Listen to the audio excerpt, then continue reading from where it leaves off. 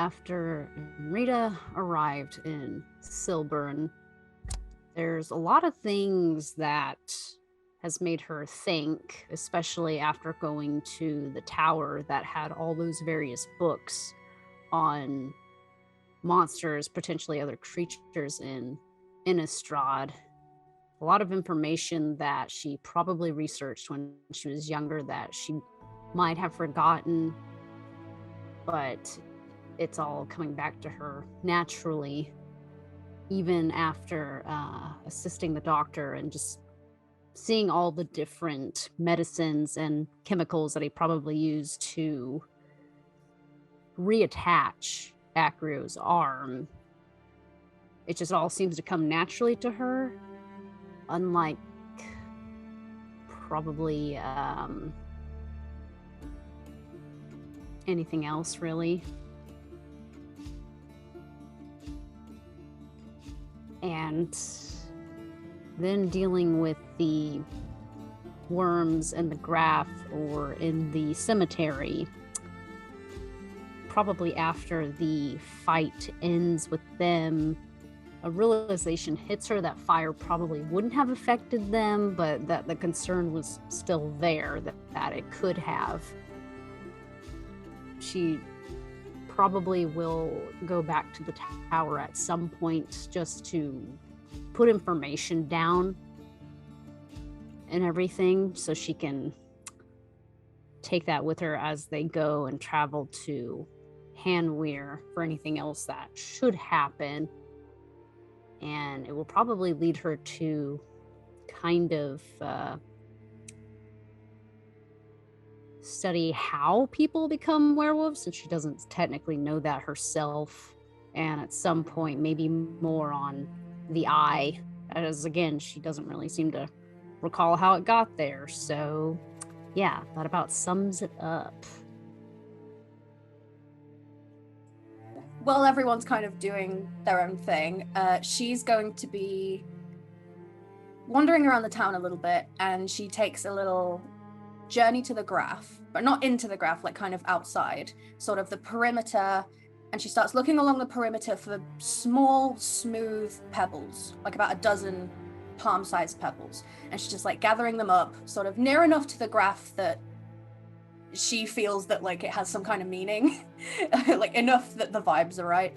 And she takes these dozen pebbles back with her, and she will just sit on the floor in her room, resting her head like on the bed frame, and she's just going to take probably her dagger. It's going to get blunted by this, but she's going to do it anyway, and she's going to start scraping painstakingly the angelic seals that she has into these stones, enough to make like copies of all of them for a whole party, basically.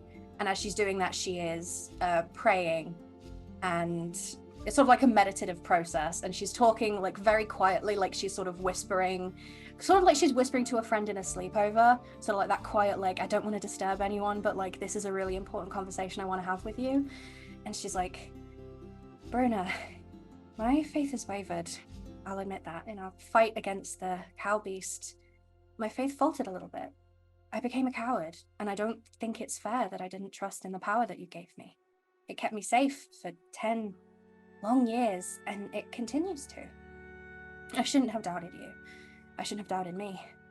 I hope that what I continue to do is good and right, and it's what you want for me. Even though I have my friends to rely on, I wouldn't be here without you, and I want to thank you. And I hope that you can bless these seals so that I may protect my beloved friends. Please help me keep them safe. I'm going to make everyone little angelic seal rocks. What has Acrio been doing? I need to very quickly assemble this in my head.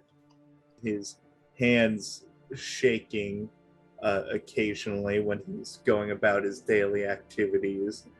He takes a personal day. He gathers up his equipment, tells the party where he's going, and fucks off. He travels outside of town, past the ranch, to the bitter hearts around where they are, because that's a mountainous area, right? And he is just walking around, going on out in the wilderness on a little hike, and he's turning over rocks. He's looking at little animals just go about their lives like nothing matters.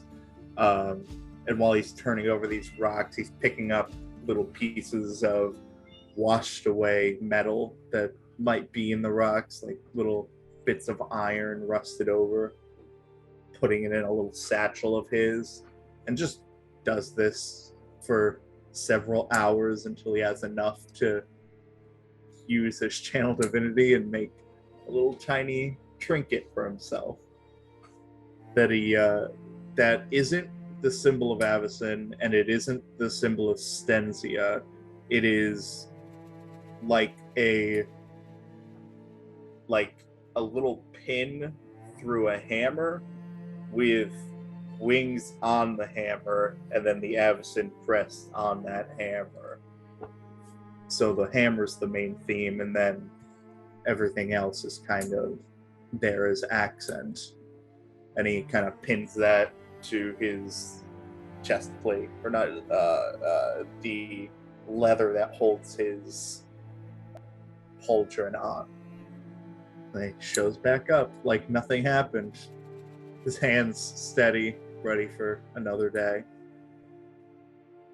And a sigh of relief from doing something that isn't stressful. Asuriel has gotten frustrated with herself. She knows she's not strong. She knows probably just one swipe of an enemy can just kill her, as it almost has several times by now. So, though she can't make herself necessarily tankier, she can try and make herself less easy to hit. So for that, she's enlisted the help of Cillian. She's gone up to him, like, kind of shyly, and she's like, "Can you throw rocks at me so I can dodge them?" There's nothing I'd rather do. Willingly. I'm good at throwing, Asuriel, and all of them are going to hit you. I'm not going to go easy. Just know that going into it. That's okay. I hit her with a rock. Like, ow. Okay, I wasn't ready for that one, but I promise it will be for the next. Let's do this. So that's You're gonna be covered in bruises. Yeah. Yeah. Asuriel, what the fuck happened? What's going on? Nothing. Everything is fine. But anyway, that's how she's gonna spend her days trying to improve her dexterity. Cillian's been kind of shaken awake at the graph in the fight. He's been ignoring his curse for a long time, all the curses he has. But things are starting to click into place, and he did a ritual during that fight without the easy out of his voice, without relying on something he's always known, but creating something new. So he's been not necessarily seeking privacy. He doesn't really care if people hear him talk to nothing. But he has been really diving into that side of him,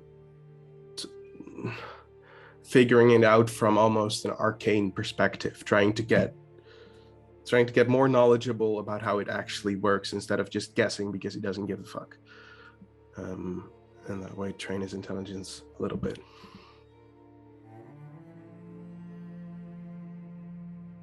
You've spent more time in Silburn than originally planned, but there were a number of loose ends that needed tying up.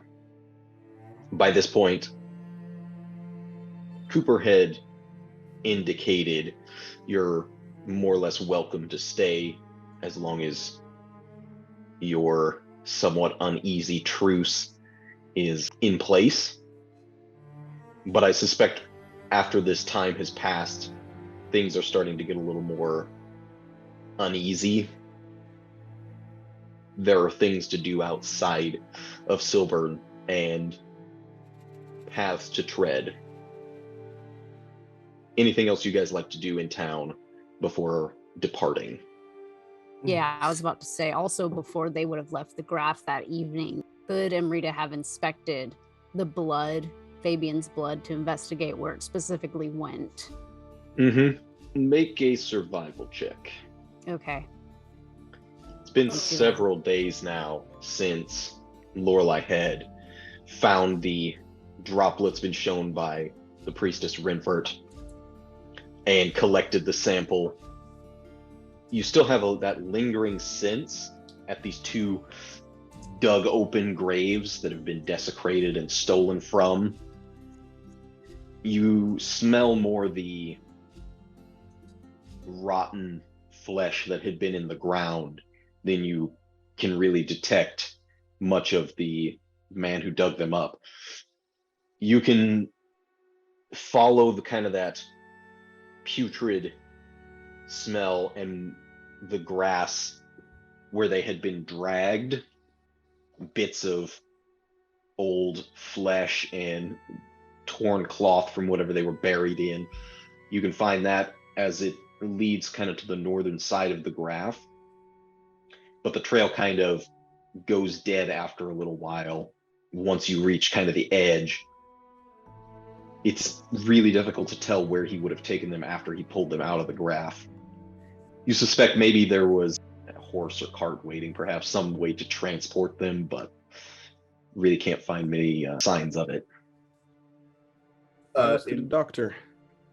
Yeah. Are you going that night?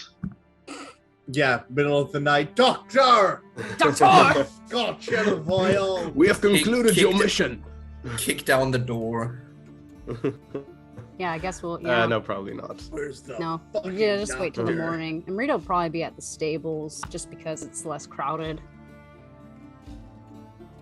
Lorelei will check in on her just before they go to bed, knowing that she's at the stables. Just be like, "Are you sure you're gonna sleep in here still?" It is a little bit more peaceful out here, and I do not wish to share a room with anybody. If that is, you would understand. Yeah. Are you sure? My bed's very comfortable. Cyril's gonna poke it as well. It's like, we don't snore. Well, I do, but Is there I a feel rock? like Is there a rock nearby? Because I'm going to chuck it at Cillian. snoring's probably been like evolutionary, like taken out of Innistrad, just because like if you It make will kill you. noise, you're dead. Yeah. There's probably some small farm implement, like one of those little pick deals that they use to clean out the bottom of horses' hooves. It's like I like to imagine it's like when Acrio is snoring, it sounds like someone is sawing wood. Sounds like creaking metal. Yeah. Yeah, right. Okay. Guess the stables is good for you. Right in the eye. Blinded. Yeah, that's gonna blacken up, you know.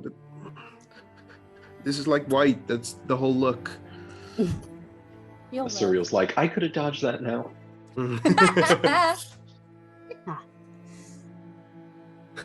For whom the bell tolls. But yeah. Just Right, go on, everyone, leave her alone. go upstairs. I'll go to sleep like immediately. And when people go on, Lorelei's like, I can get you a blanket. Are you cold? Nah, I'm used to it.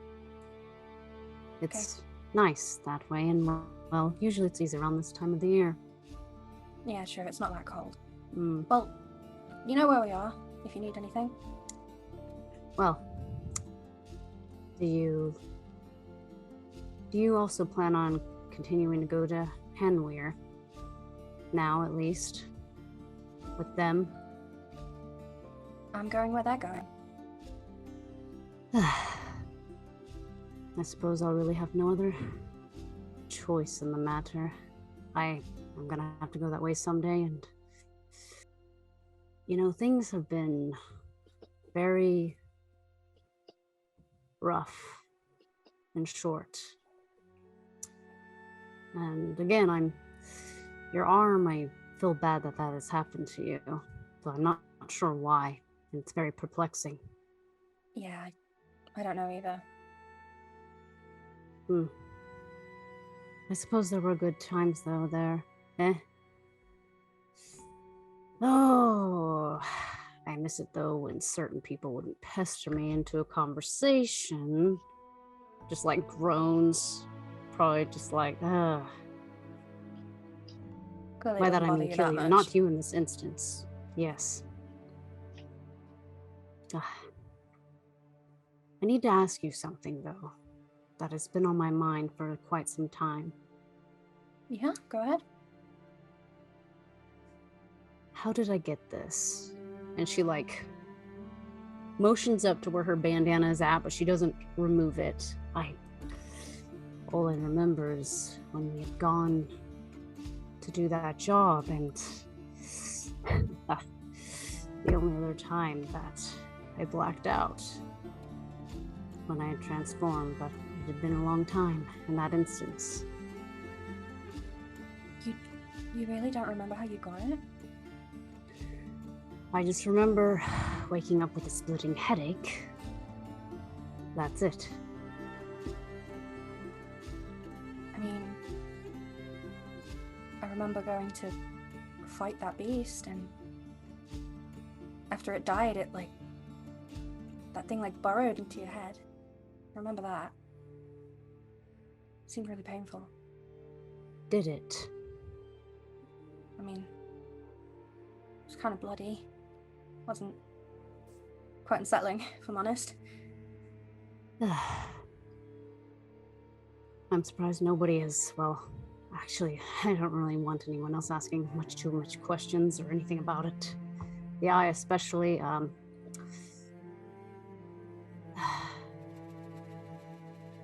but yeah.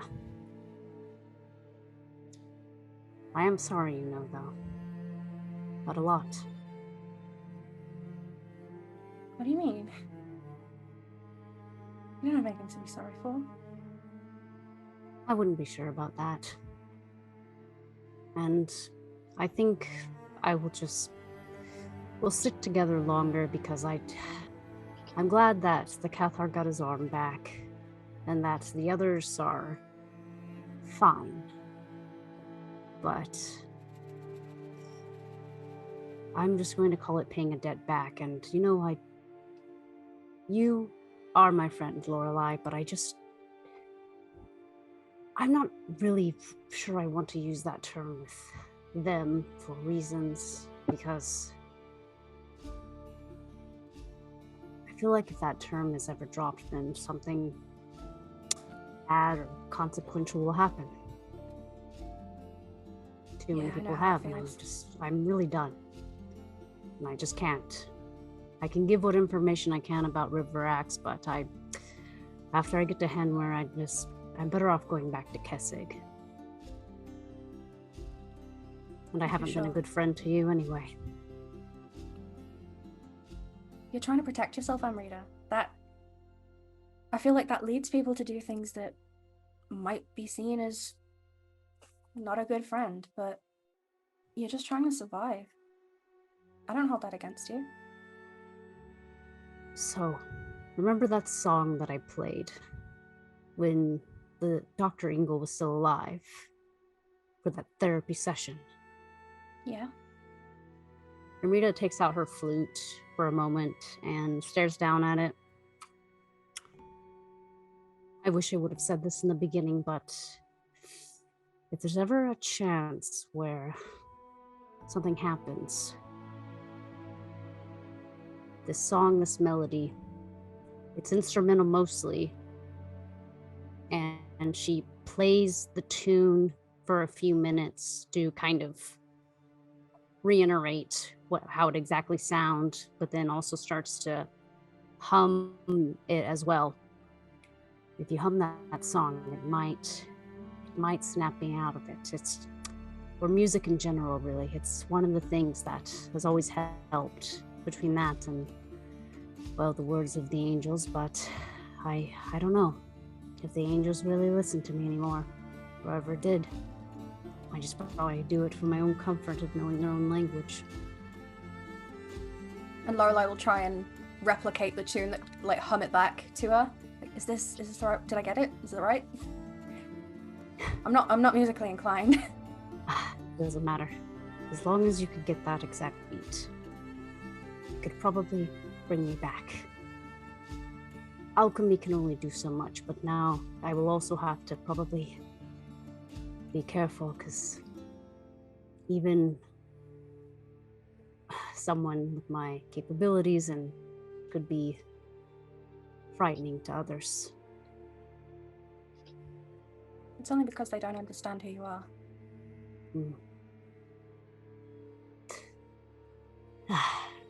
Well, we better get some sleep, but I'm glad we were able to have this talk, and, well, maybe a new friendship can begin from here for the two of us. And I can only hope that the others will be all right and safe. Yeah. And Lorelei looks like she wants to go and hug her, but then she kind of, like, catches herself and, like, just acts casual. Yeah, good night. Good night. Good night. And she'll head to bed, humming that same melody on her way. Totally off key.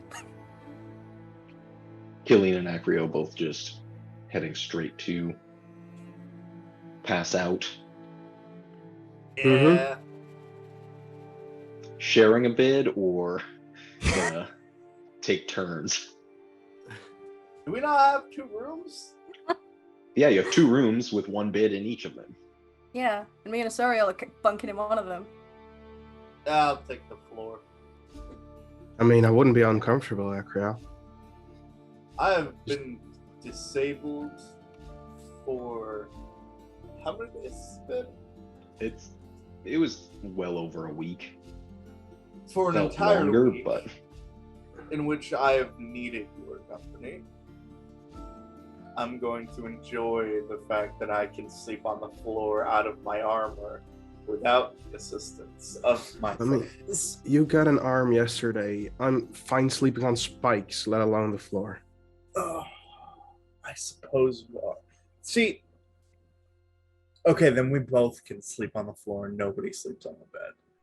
No, then I'm sleeping on the bed. Yeah, fine. Take it, you pride fuck. I'll get the comfortable bed. No. I'm trying to be the bigger person here. It's comfy down here. Join me. It's great down here. Join me! Sure, I'll try. I'll lie on the floor. Yeah.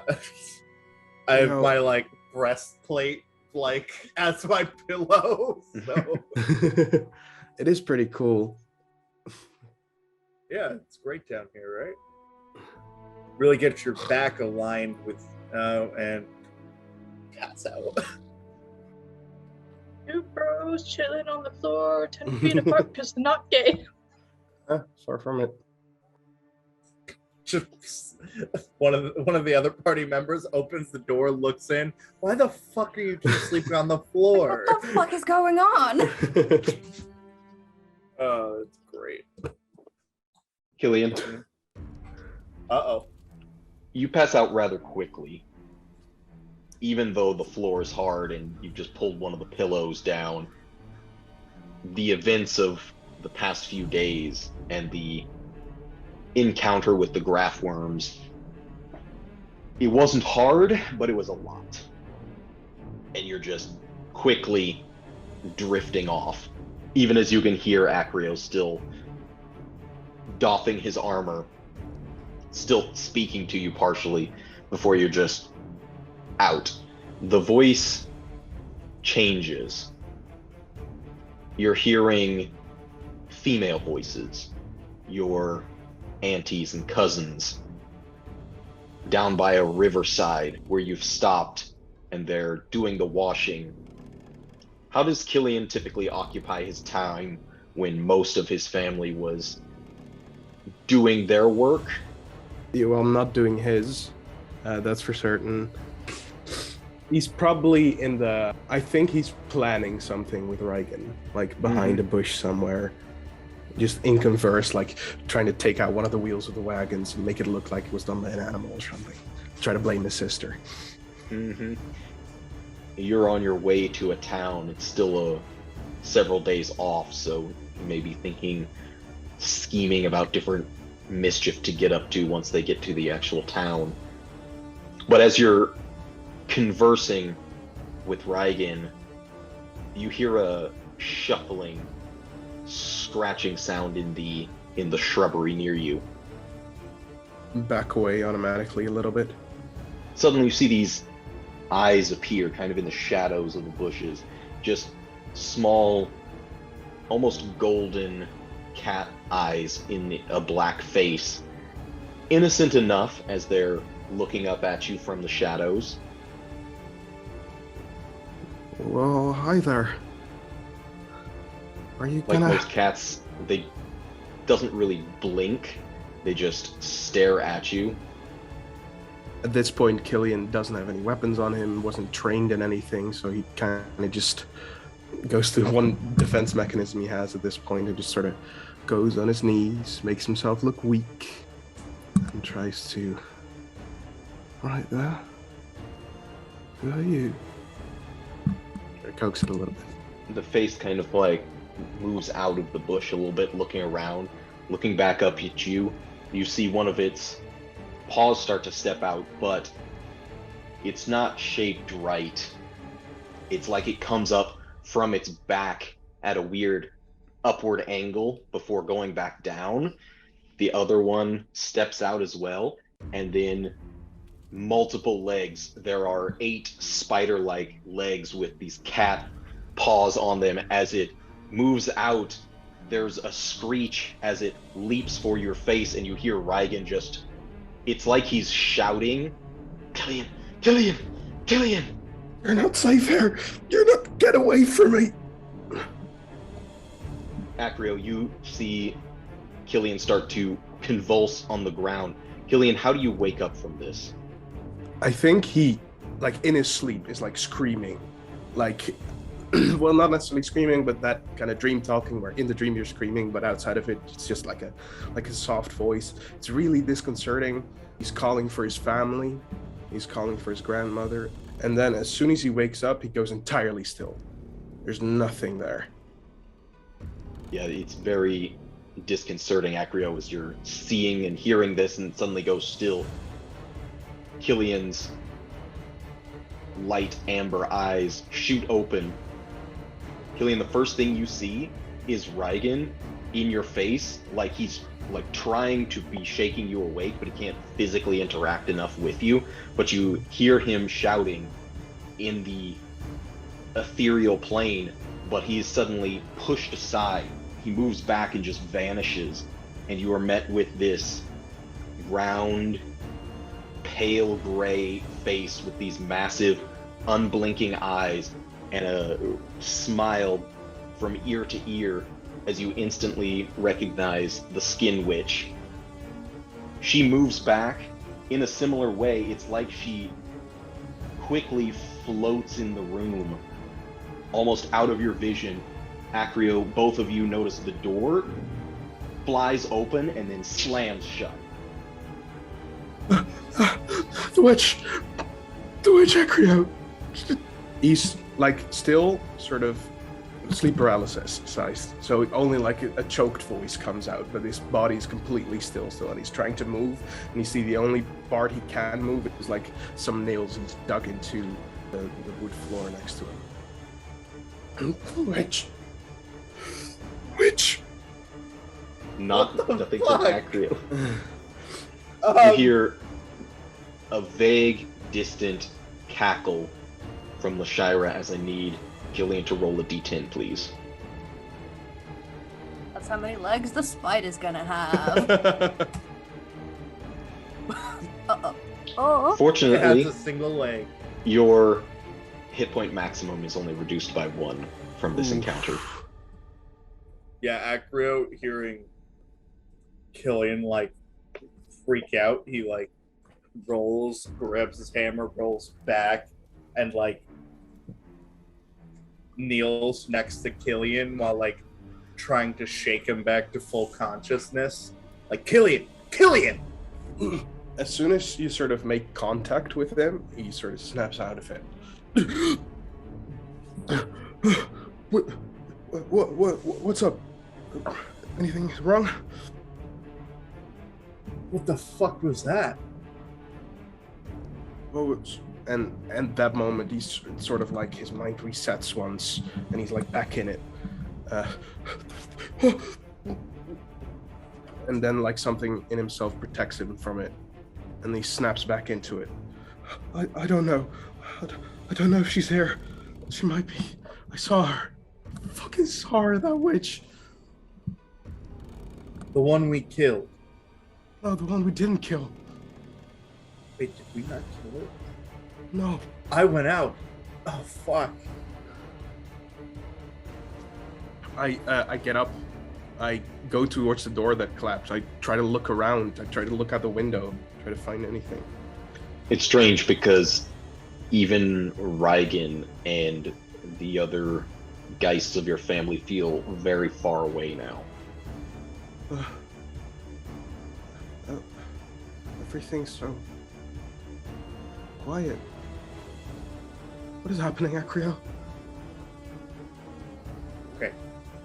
I don't know. But obviously something's happening. It's something... I need you to run me through it, because I can't see what you see, and I can't think what you're thinking. Sorry, I get a bit... I was at camp. I was with Reigen, and then suddenly there was a spider. And then I woke up, and then she was there. I know I was awake. I know I was. Did I see the door fling open and close again? Oh yeah. Oh, you good. saw it and heard it. It was very loud. I'm sure Asuriel and Lorelei would have, unless you're super deep sleepers, would have been awoken by that. Almost. Amrita probably even heard it in the stables. Oh shit. Okay. That's hyperbole. She didn't really, but it's just really loud. Just take it easy for a little while. No, what if they're there? How can I take it easy now? We need to get the rest. What are you gonna do about it? I don't know, fucking stab it. Okay. It was just a drink. You're gonna tell that to Lorelei? Okay. What do you want me to do? Okay, let's go get Lorelei. Maybe she knows what to do. Get the dream therapist, let's go. Oh gosh. Yeah, we'll stumble to... Oh, Cillian sort of stumbles because Acrio walks with a back straight. Yeah. Just, Acrio doesn't know how to deal with therapy and dreams, so just hand on his shoulder, guide him to Lorelei's room, knock on the door. Yeah, Lorelei is sort of half awake because she was woken by the door, and she just pulls it open like, what happened? Who's mad? Who's dying? What's going on? I was got an issue. Having a dream, saw the witch, skin witch, from back in the cave, and I don't know if she's here, or she's trying to be, or she was here, but... I just peek down the hallway a bit and then usher them both inside and close the door. Okay. I have somewhere to be. You take care of this. And I'm going to step away and just, get armored up. Dude's just like curled up in bed, like, what? Go back to sleep. It's alright. That's okay. Alright, Cillian. You hear him sort of say under his breath, "That proud bitch," with like the same venom you heard with it came from you. You alright, Cillian? Leave. Oh, I'm not fucking alright. It was close, it was in my face. It felt like it was in me. Like it's still looking over my shoulder. know how you feel, okay? I understand. She was there. I know she was. I believe you, okay? I believe you. But until we can see her, I don't think there's anything we can do right now in this moment. That doesn't mean we won't deal with it, but right now in this moment, you just need to breathe. Slowly. If we're gonna deal with her, you need to be in tip-top shape, don't you? Yeah. Maybe. Were you calling her a proud bitch? Proud bitch? You said proud bitch just then. Well, maybe I was talking about myself. I'm a pretty proud bitch. Based on the tone, I don't know if I believe him. Could I do an insight check on this? Yeah, I don't believe this right now. Let me GM roll mine. Jacob Isaiah is muted. Yeah, you muted. I hit the unmute thing and then it wasn't close enough to the button. Lorelei, it's really difficult. The impression you're getting is that maybe he didn't even really remember it. It was something he muttered at maybe just the situation. It's really unclear what he meant by that. Probably still half asleep. I say weird shit when I'm half asleep. Do you want a drink? I'll get him a drink of water real quick. Maybe I should. I feel a bit jumbled. What about Amrita? We need to warn her. Maybe she's there. And he rushes to the stables. Hey! No, he tries to escape from her, like physically. Immediately, runs into Acrio in his full plate. Amrita's gonna be Where the fuck fine. are you going? I need to check on Amrita. What if she's... That's what I'm going to go do. Okay, good. How about we all go? It'll make you feel better, we'll all go. You all are in your nightgowns. So? I don't need to be dressed to cast a spell. Okay, we all go check on Amrita. Mm-hmm. Very stressed. Is Asuriel getting up? To get back to bed, but she was like, wait. Like the curious child. What's going on, mommy? It's like Well. one eye open. When they go down the stairs, she's like 10 feet behind them at all points. Yeah, pretty much. Like, this is okay. We should be concerned about. She's gonna follow behind loosely. Yeah, we'll go check on Amrita. Yeah. I imagine as soon as Amrita gets back to the stables, she checks on Petunia and she tries to go to sleep, but she doesn't. So what she decides to do is sit and meditate and speak with the eye. Mm-hmm. Okay, now we have some alone time. I need you to take me back to that moment so I can remember. Amrita!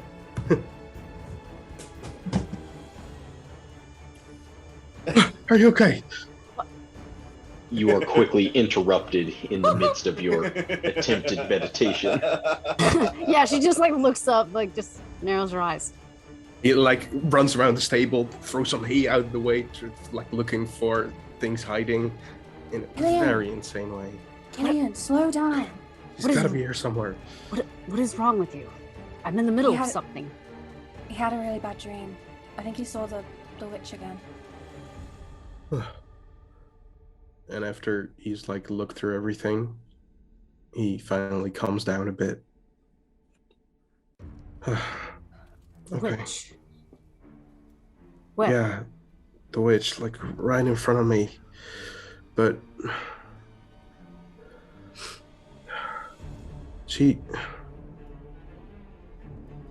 it's strange. I see things all the time.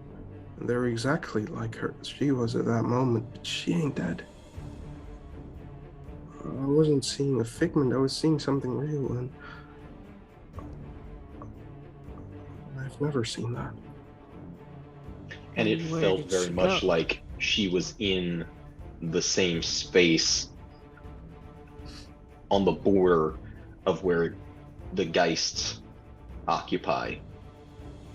Like she was in the realm of the dead, the waking dead. Where did she go? Sort of faded, disappeared. Like when you have to sneeze and it goes away. I still feel like I'm being watched now. Cillian, do you feel anything on your skin? Anything, burning a little bit? Anything at all? I'll focus on myself for a second. Do I feel anything? You feel a little bit weak, a little jittery at this point, but not excruciatingly so. I'm sorry. It's... Spirit and dead and undead magic is so fucking complicated. Yep. And my brain can't really deal with it, so every time something like it happens, I just sort of lose focus. I put a hand on his shoulder, quite firmly, and just give it a squeeze just to keep him grounded for a bit. It's all right. Here, in fact, and I'm gonna grab the angelic seals stones that I made, and I'm gonna hand him 2 of the pebbles, and I'm gonna activate the temperance one as I hand it to him. I don't know what this will do, but I made these for everyone, and right now it looks like you need it. Just keep them close. It might help. This night remark you expect doesn't come, and he just sort of puts them away. Thanks. Yeah, you had seen as you're handed one of them, the little glyph that's drawn on it starts to illuminate almost over the face of it. This petal's fairly small, but hovering above the top of it, almost in a ghostly way, is that same symbol before it then fades and shrinks back onto the stone. That seems like powerful magic, Lorelei. Angelic seals, right from the source. All right, Amrita Sorry, Amrita, we should let you sleep again. If the witch is about, she groans. It's I'll sit outside the doors in case I see something. I wasn't going to go to bed for a while. Great. I think I'm okay again. And I kind of put the stones in my purple arm things at my wrist. Bracers, yeah. like the travel sickness bracelets that you get with the little thing that pushes in your arm. Mm-hmm. I can sense her if she appears or something, and then Amrita she's annoyed that she was taken out of the meditation moment she was going to do, but talking of the witch, she's just Is there anything that she would recall researching about witches being able to occupy a person's space like that when Cillian describes it? We had done early on, there was some research or history checks and such that Amrita had done, and effectively you were not taught much about witches and what they are capable of. You know that they utilize very forbidden magics. What all they can do with them is outside your realm. I'm going to usher Cillian and Lorelei back. I'll take room up with Asuriel. You two, Lorelei, stay with Cillian for a little while. I'll keep an eye on him, don't worry. And I'll wait for them to leave before looking to Amrita. Very docile, leaves immediately. Yeah, as soon as they're out of earshot, I look to Amrita. I need a +1 to go check on the witch that's residing with Casper. Myra. Yeah, well, she Myra. would know about her. We don't need to interrogate her. Now. We just need to make sure the witch hasn't done anything. All right, let's go do that quickly. Quick in and out. Yes, she might have sensed something that none of us could have noticed. We'll hop, skip, and jump on over to Casper's house. Mm-hmm. Gentle knock on the door. It is dark and quiet. Takes a while for any response. You knock once, and there's nothing. You knock another time, a little bit louder, and you start to hear movement inside. The door opens a crack, and it's got one of those chains holding it closed. All the while, obviously, there's the mirror on the front of the door. You just kind of have to wait and stare at yourself before the door opens and catches on the chain, and you see a young girl's face, just like the slit of it looking out. Oh, Acrio. There. Closes it again, unlocks it, and opens it a bit more. She's in a night robe, but with like a cloak pulled over it. Has something happened? Nothing. Just checking on you.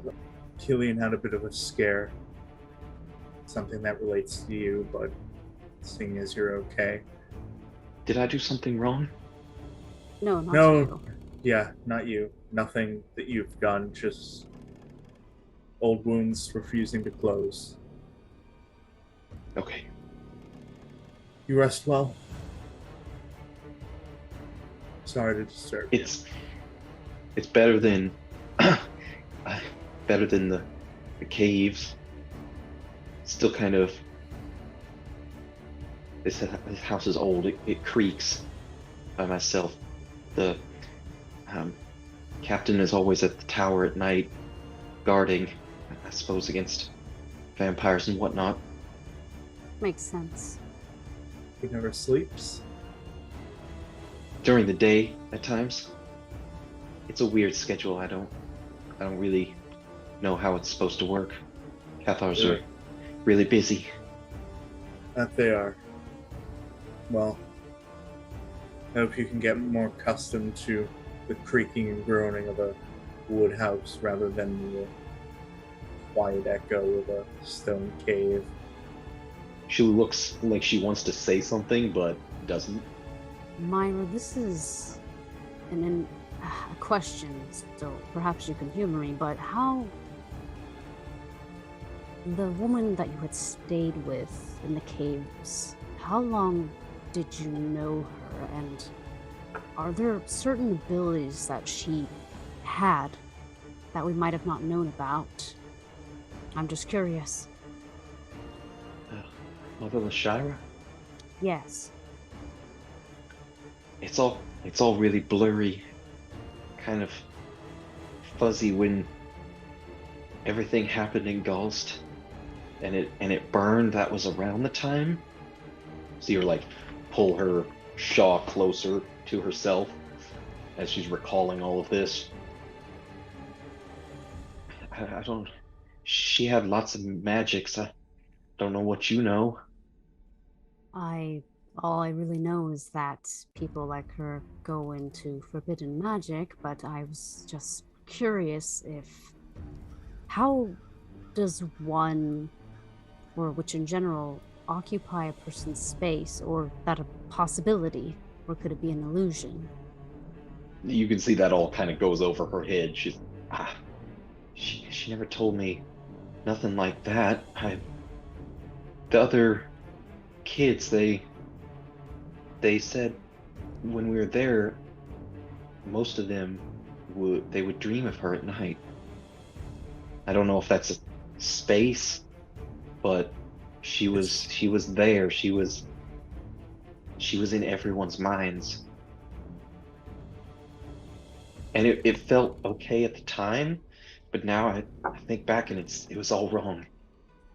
Did she ever teach you anything about the, how to describe this, dealings with, what are they called? The ghosts.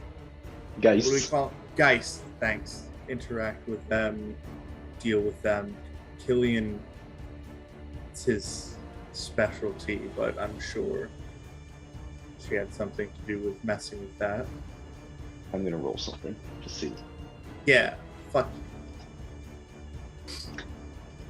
She said the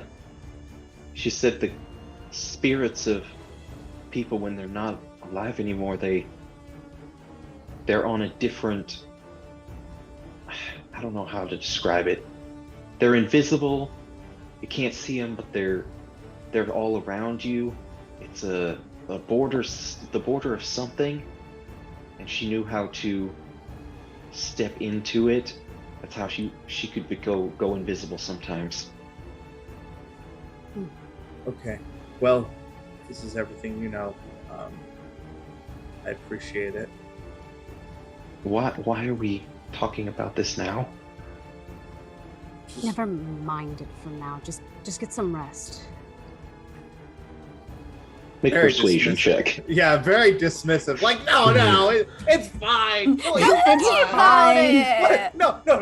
Everything's fine. Everything's fine. She shrinks back a little bit, obviously kind of, you can see wheels turning in her head as she's considering, but she just nods. Okay, is that everything? That'll be all. Have a good night. Door kind of creaks as she like closes it, and you hear the little latch being done and the doorknob lock. Subtle, Amrita. You're gonna give the poor kid a heart attack before she has the chance to leave. Let's just get back to the tavern so I can, yeah. Rest of you go to sleep.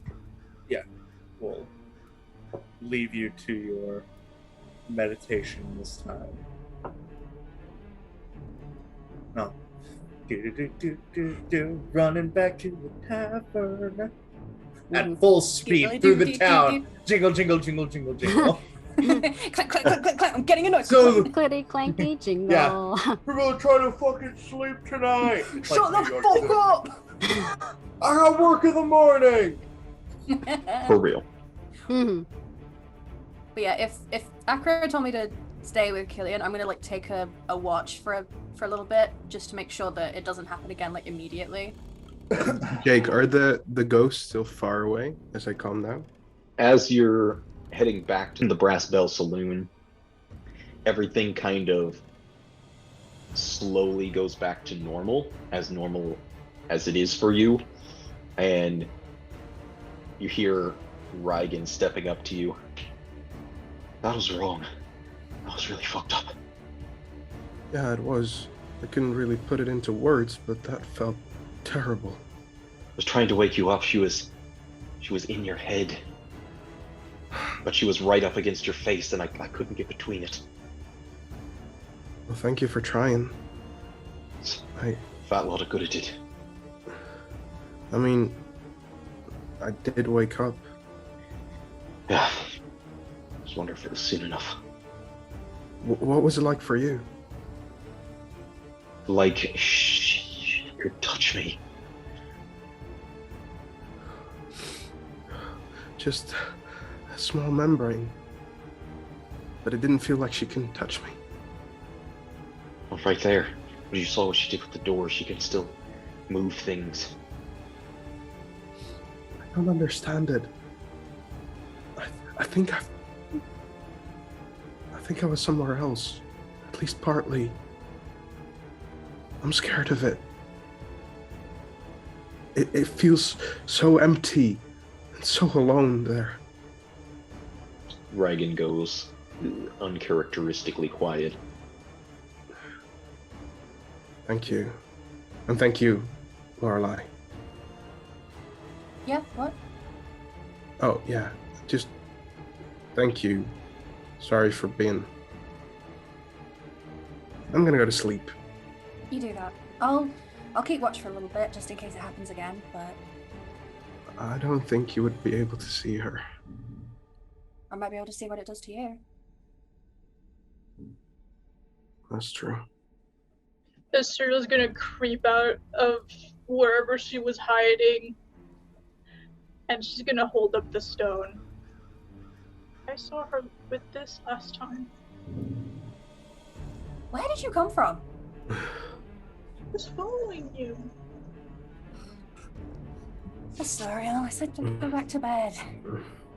But then I heard about the witch. That stone Wait. might come in handy there. It only works for 10 minutes at a time, so I'd have to know if she's there before I could really try using it. Okay. You might be able to see the same place.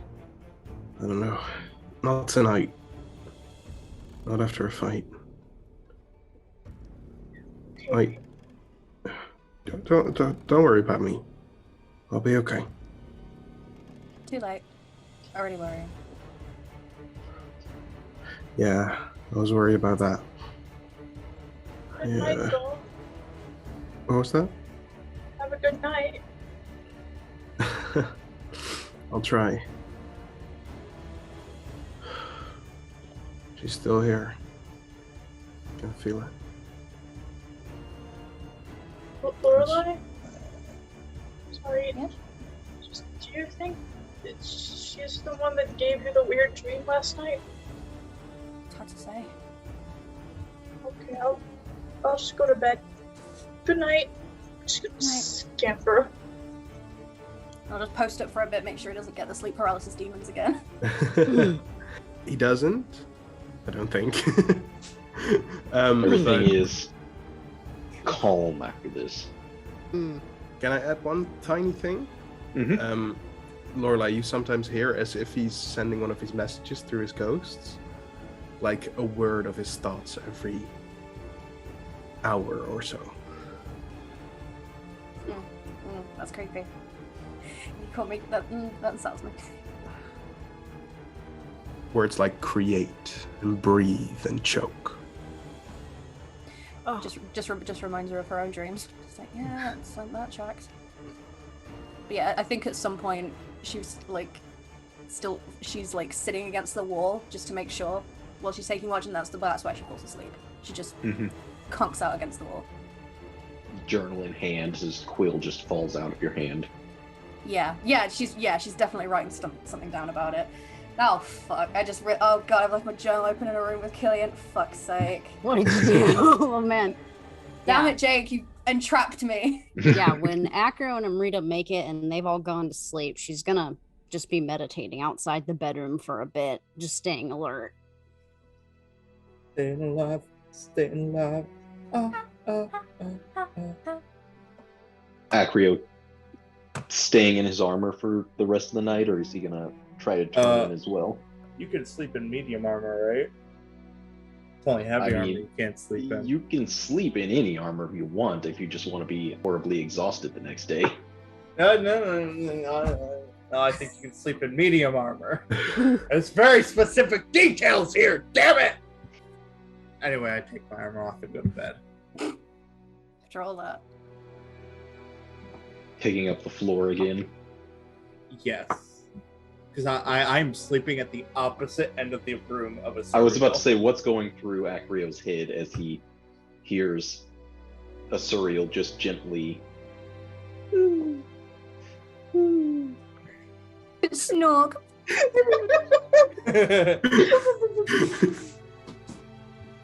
At first, he forgets that that's a whole thing.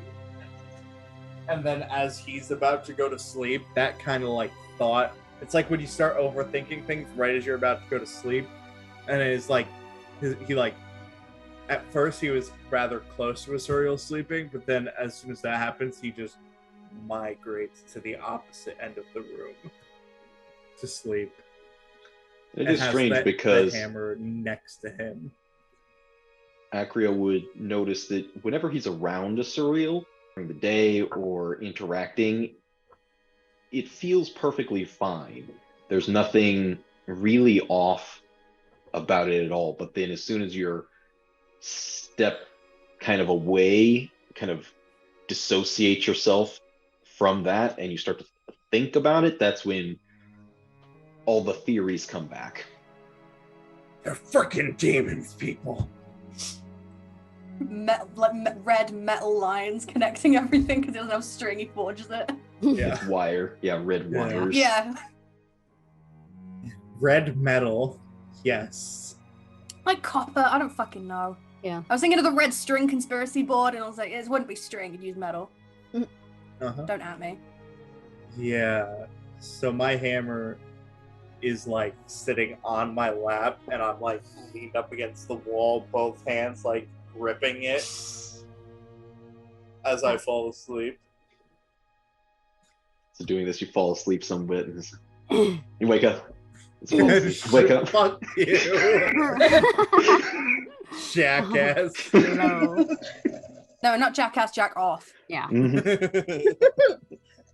I was gonna say, Amrita, Ooh. outside the two doors of these rooms, kind of adjacent, how does she go into her kind of meditative state? Is it cross the legs and kind of yoga-like meditation pose, or how does she do that?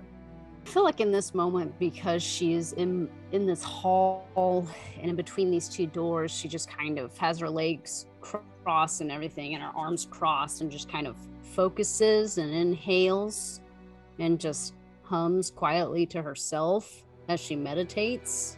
And I would say, depending on how late it is or how long it might take, she might risk taking a level of exhaustion just to stay awake all night and meditate for most of that night. I mean, you'll still get enough rest that you'll be fine. Okay. Sitting out in front of these doors, there's railing in front of you where you can see down into the rest of the saloon, the empty tables. There's still kind of that smell of beer and working people that drifts up from it. Yeah, she tries not to focus on that and tries to just think of something from memory. It's like, we're alone now. Take me back to that moment so I can get further into the memories. Describe the moment. Take me back to the house when it was in flames. You said there was a blockade there. I need to go back to when my mother found me. Do you understand? We'll try. And as you hear this voice, you suddenly feel heat on your face. You start to smell smoke. And she will look for the other body to be dragging out of the house like she did with the other one. You open your eyes, and rather than being in this saloon, you're on the edge of a town, somewhat forested, still within the walls, but in an area that has been blocked off with some of the forest still there. The houses are all very spread apart down this lane, and you're staring at this cottage that is just engulfed in fire.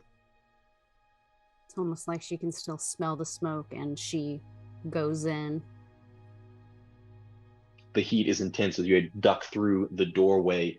Part of the support beams collapse behind you, almost like it's going to block off your path, but you can still look back and see through the haze and that distorted air where the heat changes the way you see things. There's the road and the natural world outside of this burning place.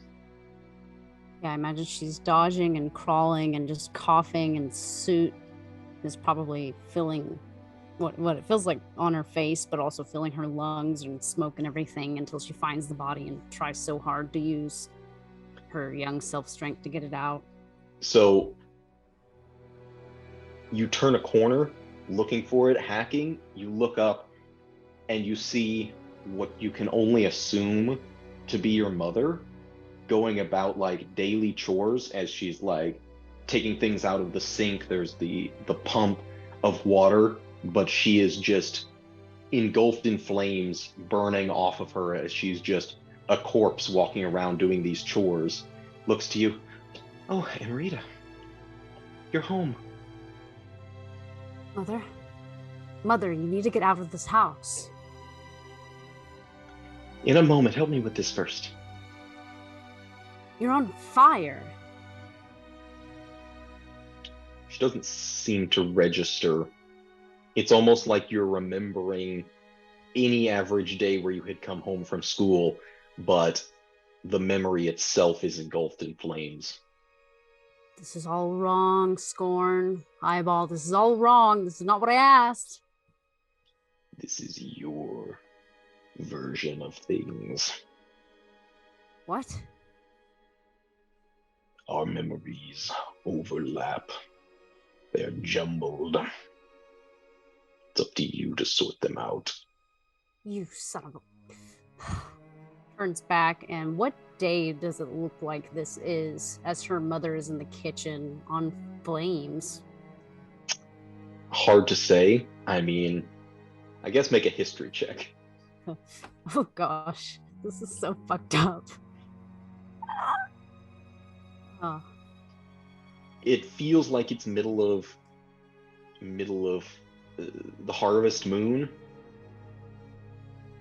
You couldn't pinpoint an exact day, but childhood memories are very seldomly related to dates on the calendar. I think she's gonna run outside and see if she sees her dad anywhere, or just the other charred body. Yeah, you run outside and you find the smoldering corpse that you had pulled out of this in the last experience. Runs back inside, and I assume her mom will still be there. Yeah, you see her like kneading dough, about to bake a loaf of bread. I guess she's gonna go over and help her mom knead the dough, but clearly very disturbed. As you go through the process of helping your late afternoon chores, you sweep the floor of this burning kitchen. The fire is still, you feel like it's about to singe your eyebrows off. It's so intensely hot in here. You hear your mother start to hum a very familiar tune, and it almost, for a moment, sounds the way Lorelei was humming it, a little bit off key. Before there's this heavy thump and the dragging like sound from the other room. And again, you hear a thump and a dragging sound. And it sounds like it's getting closer. Mother? Mother! She's gonna run to that You're sound. still in the same room with her. She's just going about her day as if nothing's wrong. And then there's this thump. Thump. Thump. Runs to the thumping sound. A face turns the corner. One that certainly should not be here. One that's barely waist high with you. Very twisted, bald head. This one green eye searching as this hunched back creature seems to survey the area. You hear Repellum say, "Miss Mablethorne, if you can hear me, I am in need of a favor. Tell me where you are. I'll send long-form correspondence." What? Repellum, how are you here? How are you... I'm in Silburn, but... What? The eye says, "What is this? Who is this?" Shut up. Repellum, how are you here? What is happening right now? As you're looking at him and speaking these words, it's like he evaporates into the smoke in the room. She's just gonna open her eyes at that point and just gasp very loudly. You are back in the brass bell. There's still that tinge of smoke in your nose.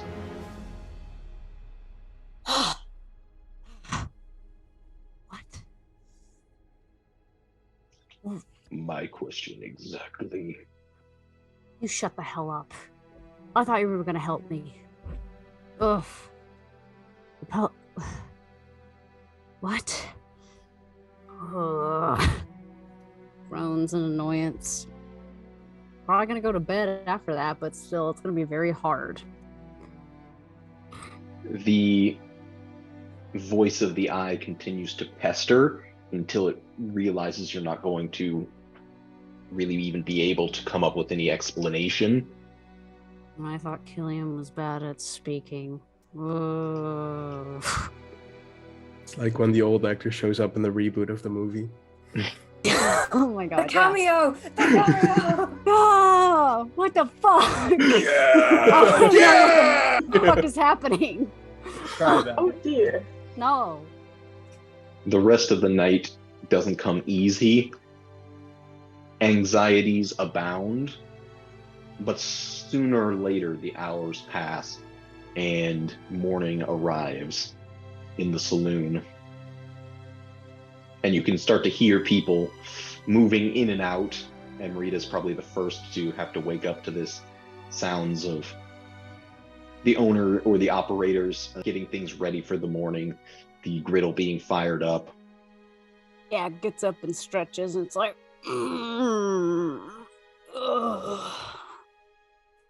Is Amrita the kind of person to crack their, like, every part of their body in 8 billion different places? probably not as much as Acrio, but like popping like her shoulders and stretching. It's like so much more comfortable in the stables.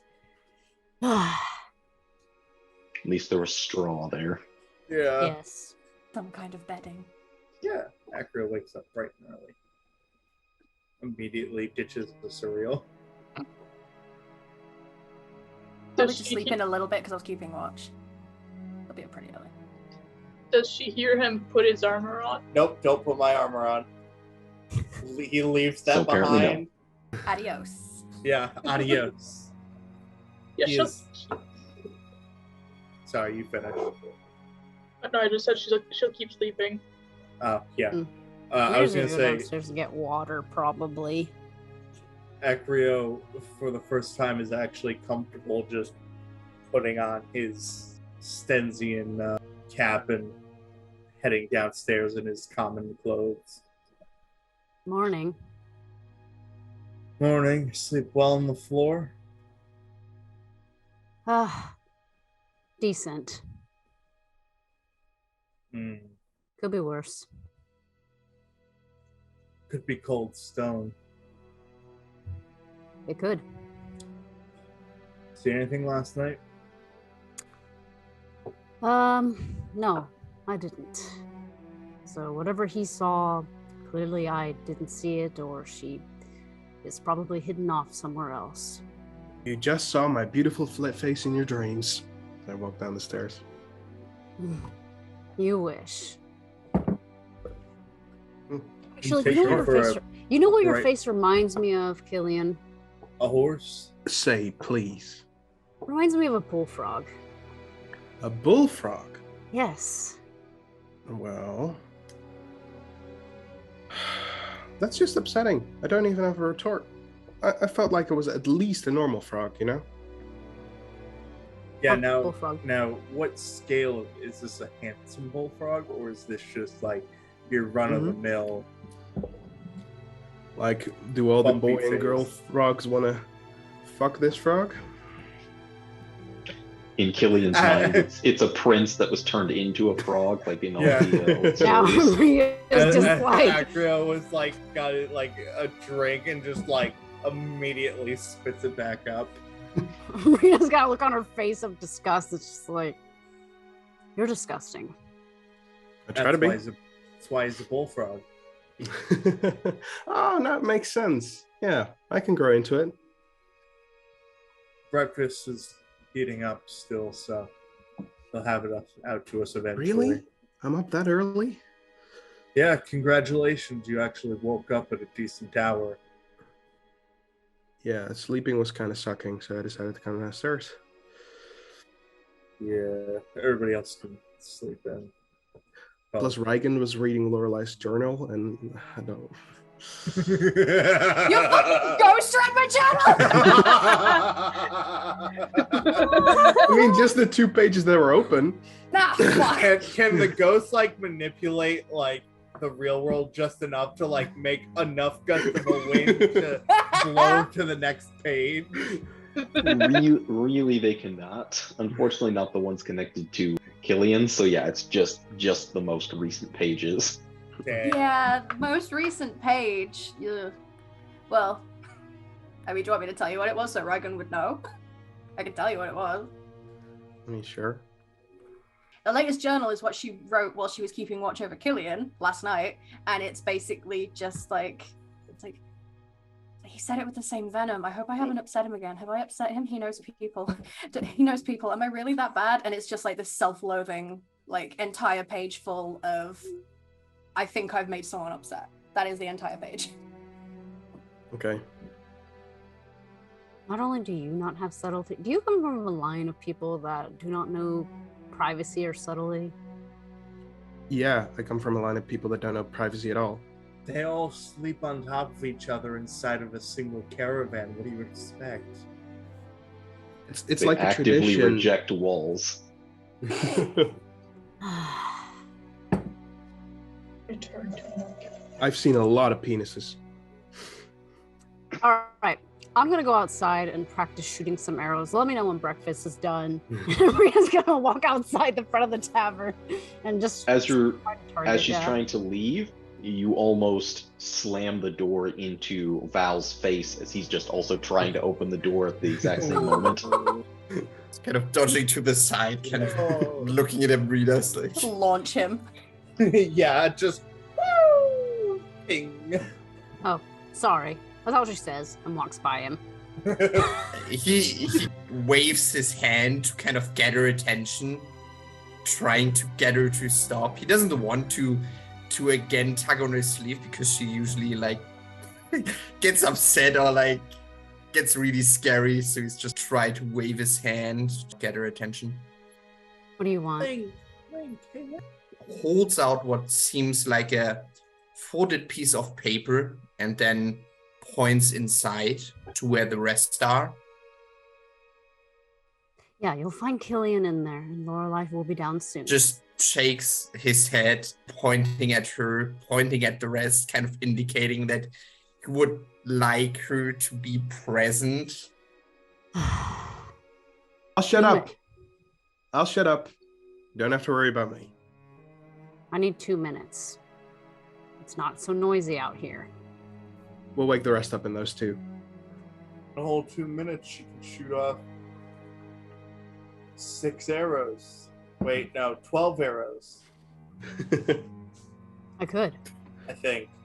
If you did nothing 20 but shooting probably. them. I think that's action economy. That seems like really slow for an archer, but 5e balance.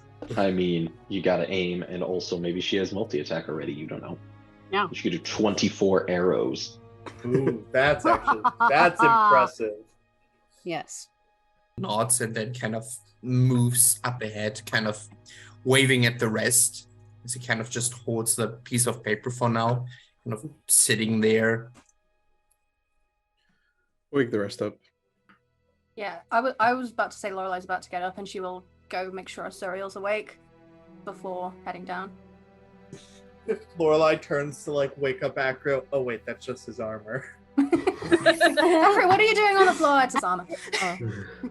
He left the disguise under the blanket. Yeah, I snuck out and Like left a my balloon armor with under a the face on duvet. it. I'll just make sure Asuriel's awake. Collect her before I head downstairs. Yeah, she'll get her cloak on because she just sleeps in her clothes, really, and go downstairs. Yeah, this time when Amrita comes back inside, she's gonna sit next to Lorelei, and Lorelei can see she's got this look of disdain on her face. More so than usual? Yes. Okay. Uh-oh. Like, oh, I missed something. Morning, everyone. Hello. Morning. Val's here. Oh, hi, Val. Hi. Wave with my new arm. Which, Wow, Acrio, you can see, flex on him, Acrio. as you do this, Acrio, you can see the underside, like the parts of your nails are like strangely white, like pale, like paler than they should be.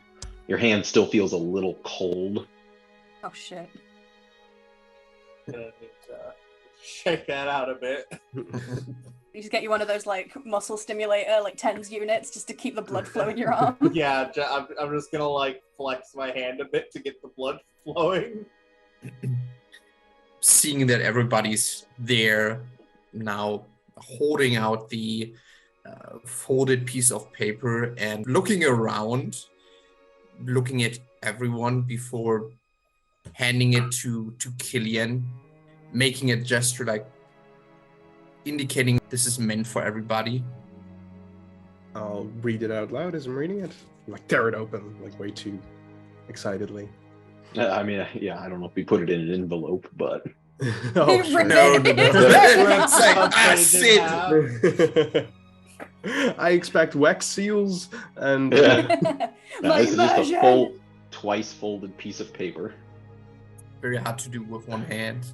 You can, as you're looking at it, the print is small, and you can see that the handwriting is a little bit jarbled. Like this is a person who had to write with their offhand, so it takes a bit to make out some of the wording, especially. I can't read cursive. Sounds like you, probably. You fucker. Haha, I can read it, sucker. Fuck you. I can kind of read it, but it's annoying. Thank you, everyone, for everything. I'm really glad that we managed to help out the people in Silburn. Our life is going to be more tough from now on, but at least people won't be turning into cows. And we're in Stensia, so I think the people will do fine, all things considered. Truly, I don't want to see cheese for at least a month. The cow part? If you the secret, yeah. I mean, he can say it quietly enough that only the people at the table can hear. Okay, continue. You like mumble that bit, like people won't be. Like other people have to stop Cillian. Like he was truly It's just like, into it. Oh fuck, sorry. I'm really glad that I got to meet all of you, even you, Amrita. And he like laughs out loud and that. Narrowing her eyes. Yeah. You're a bit scary on the outside, but I'm sure you're a lovely person on the inside. You just need a bit of practice when it comes to socializing. I full-heartedly agree with you, Val. I mean, put perfectly. Acrio, Lorelei, and Asuriel, thanks for letting me help you out, even if you barely knew me. Thanks to you, I was able to realize something important, that I can help and save people, even with just one arm, even if I'm scarred and hurting. And Cillian, thank you for listening. And I know that must sound funny coming from someone like me, but when we were sitting in the graves, it helped a lot. It took away some of the pain, even if only for a bit. I'm sure I'll get to meet you again, either in this life or the next. And I'm sure your ancestors in the Eternal Caravan are proud of you. The whole affair with the bitter hearts and the labyrinth almost feels like a dream. More so. More so, thank you. More so the last part. If I hadn't been there, I would have called you guys crazy if you told me that story. I hope you all can help Heather. Nobody deserves a fate like her. But I'm confident you can do it. If anyone can manage to help her, it's you all. Before you leave, though, could you do me one last favor? I know the letter I'll give you in a moment. Fuck. I think it said throw the letter. Yep. To the empty. Throw. I mean, like we're all like as a group deciphering this handwriting in the same Now we're like- character. Oh, what's that? We're just sitting here just like, Val's like, They'll just kind of, people get it oh right. gosh. We have to do charades. He's getting really self-conscious about his handwriting right Oh, now. He's like, sorry. shit. Into the empty grave with no name on it, and bury it there. You don't have to do anything else, but it would mean a lot to me. Thanks again. I'll never forget you. And if you're ever in the area, visit sometimes. Valerie. You're not coming. wait, who said this son of a bitch was coming? Rita. Yeah, Val just, okay, yep. Good decision. Boy. That's like literally his expressions, like, okay. God. Well, I kind of hoped he was. You sure, Val? Kind of nodding, pulling out a piece of paper again, and this time he goes like deliberately slow, kind of trying to put extra effort into his handwriting, tries to make it as, readable as possible. Yeah, I'm sure. I need to help the doctor. I need to see this through. I think you're right. You're really well fit to help people, Val.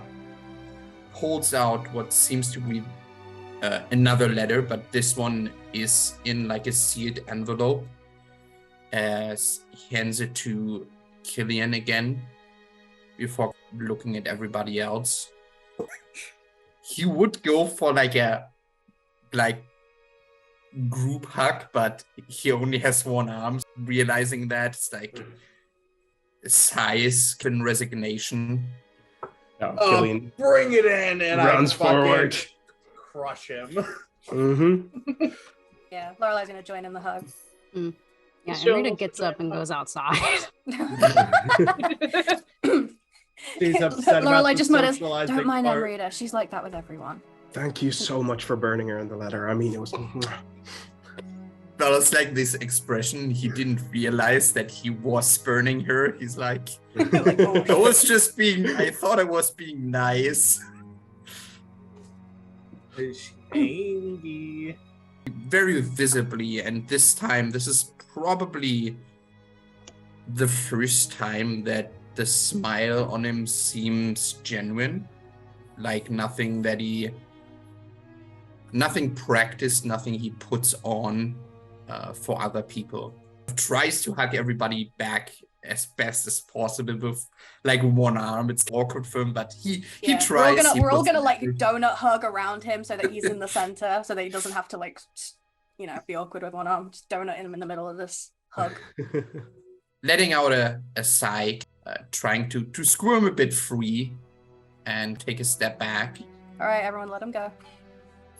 No, not doing it. I'm holding him forever Let it- so that let he him doesn't go. stay here. Let him go. Okay. I hope you have fun here.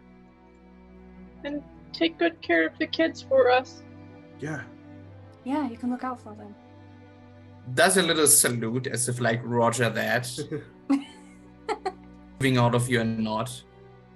And reaching into the satchel, almost as if fishing for something, but eventually he just stops and just unbuckles what is technically like the healer's kit.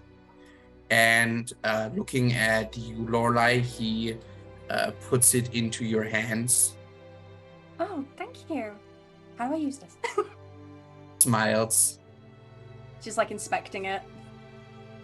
Cause like she's never Yeah, it's really used most- like a It's healer's kit. mostly herbal compounds, pastes that have been pre-made. You find these jars that have bandages kind of like coiled up in them, and if you kind of like unscrew one of the caps and smell it, it's like a mixture of vinegar and honey on it. Ooh, tasty.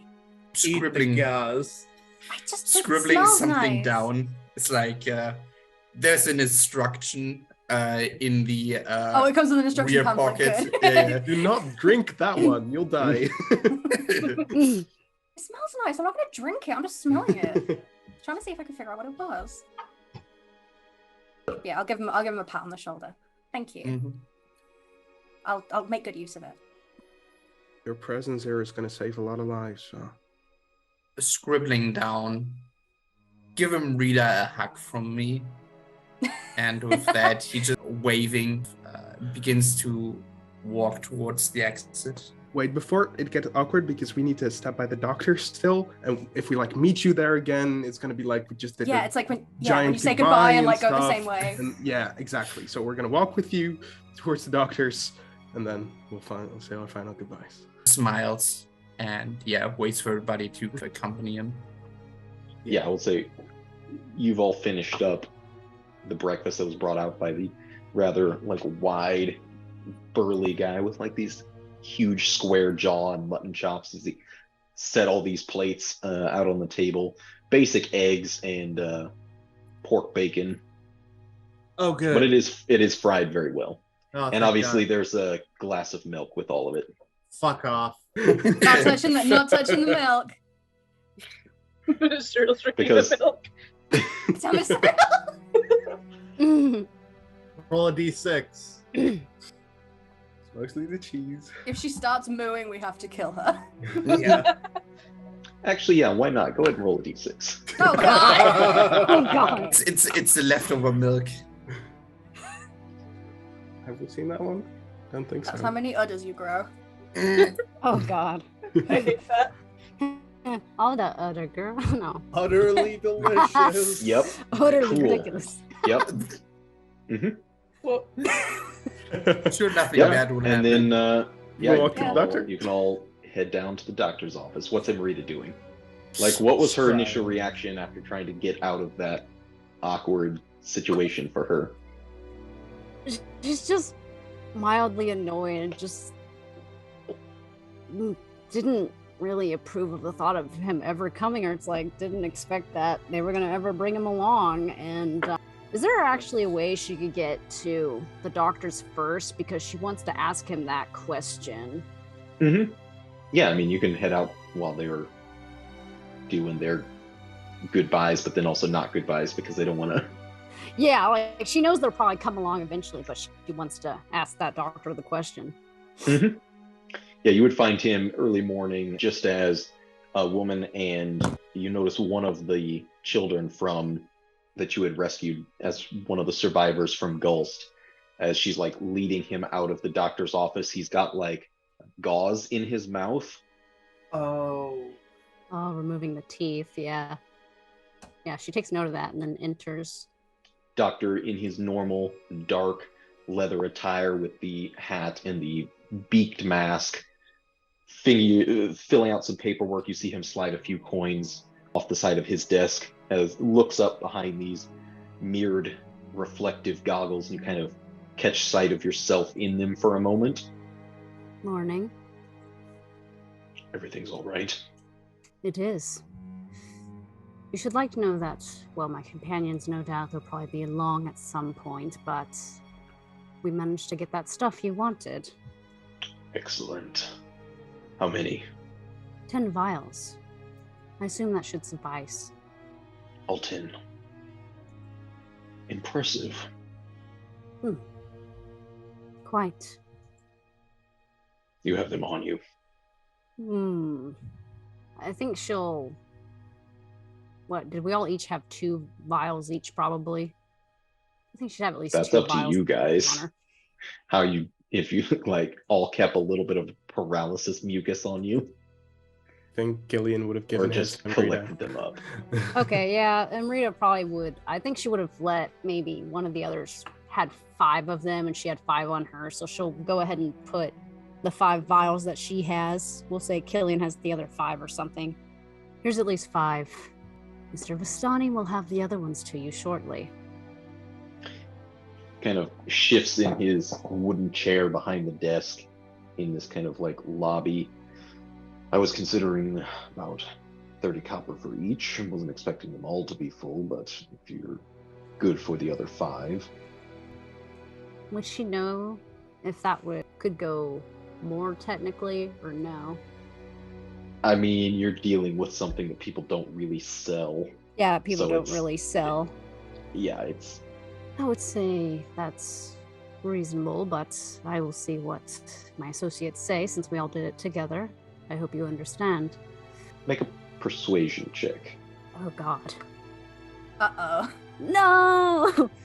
Miss Charisma. Well, that's not bad. He just sits there very still.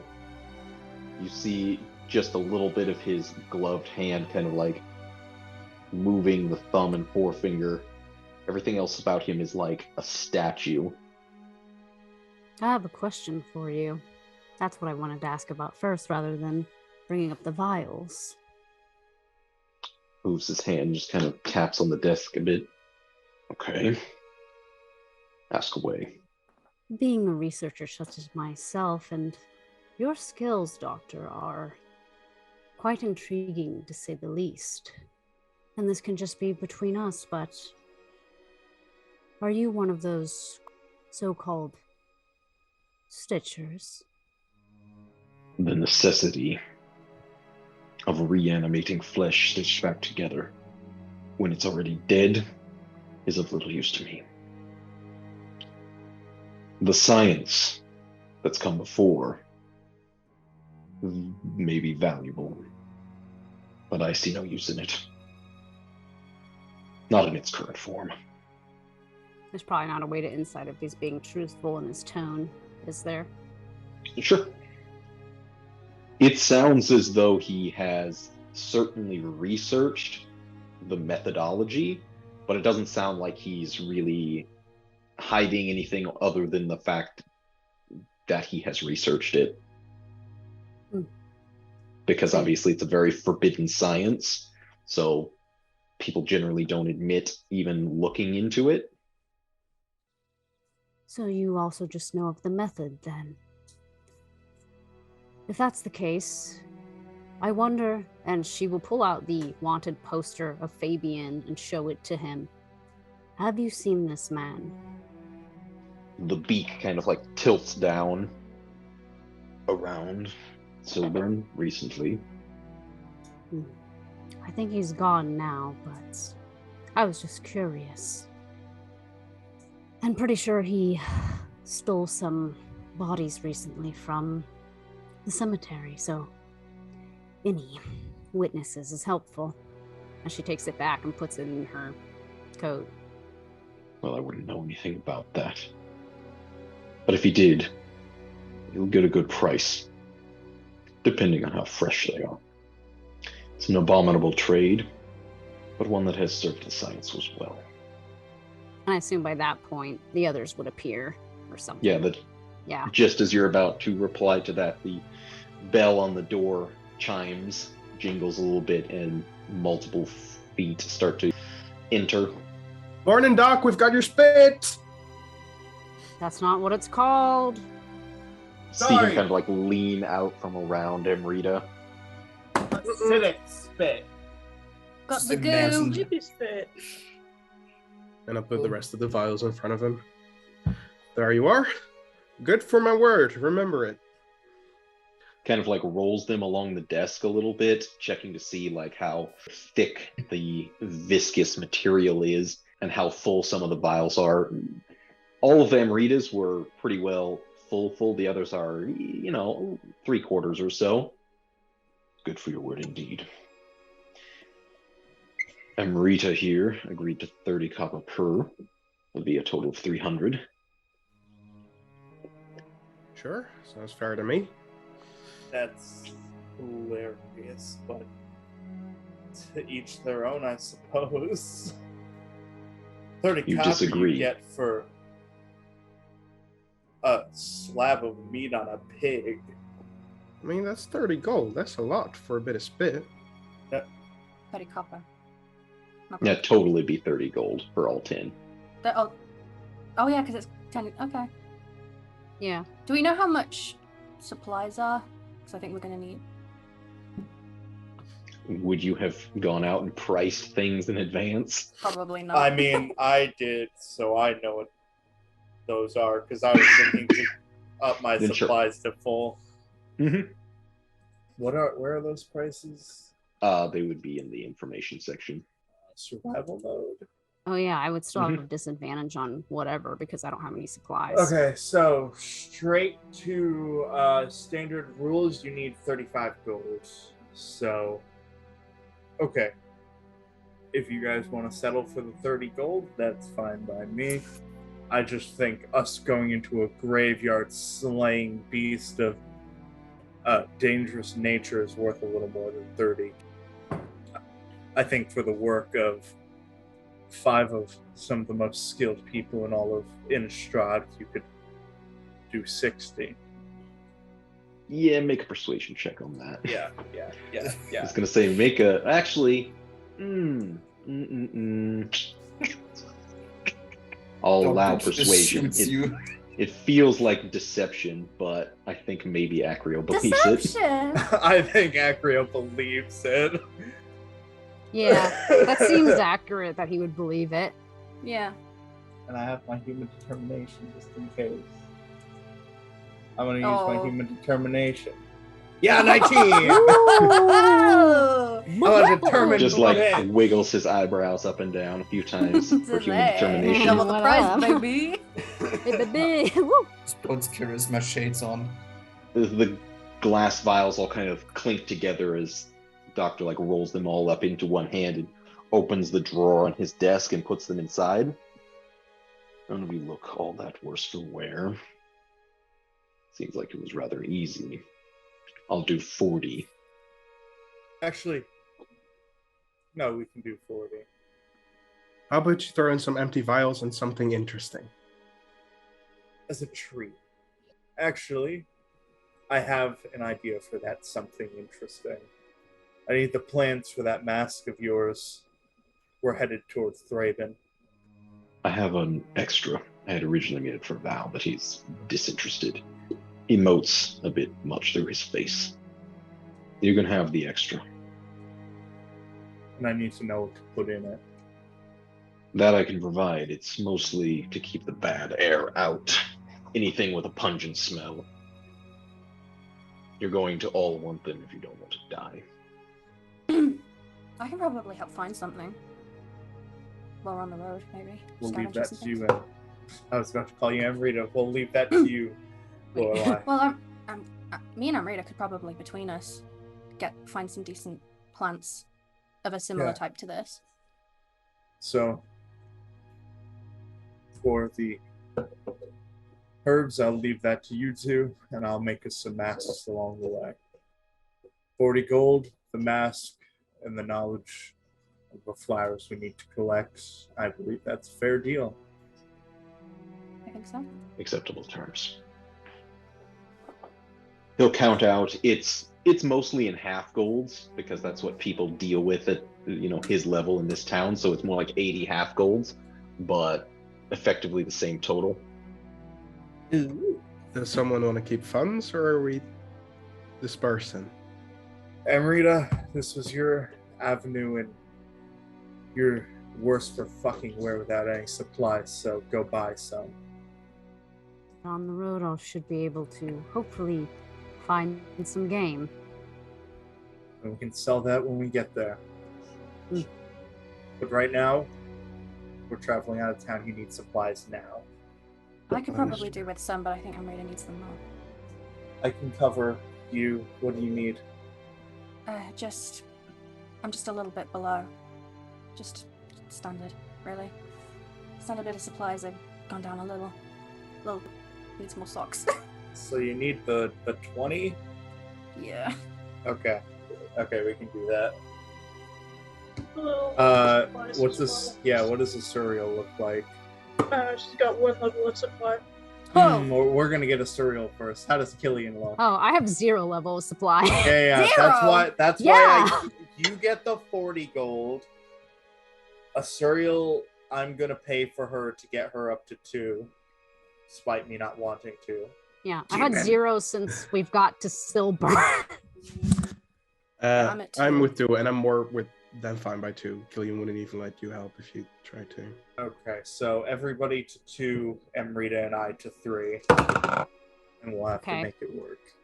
The -1 on con saves I can probably get by because I mostly do those for concentration checks. Yeah. So And how much? so with Warcaster I should be alright.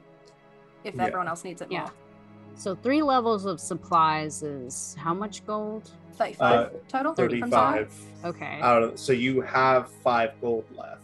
Okay, 5 gold. I'm gonna get a new pair of leather gloves. Yeah, I mean, you can get a half gold and buy a decent pair of gloves. Cool.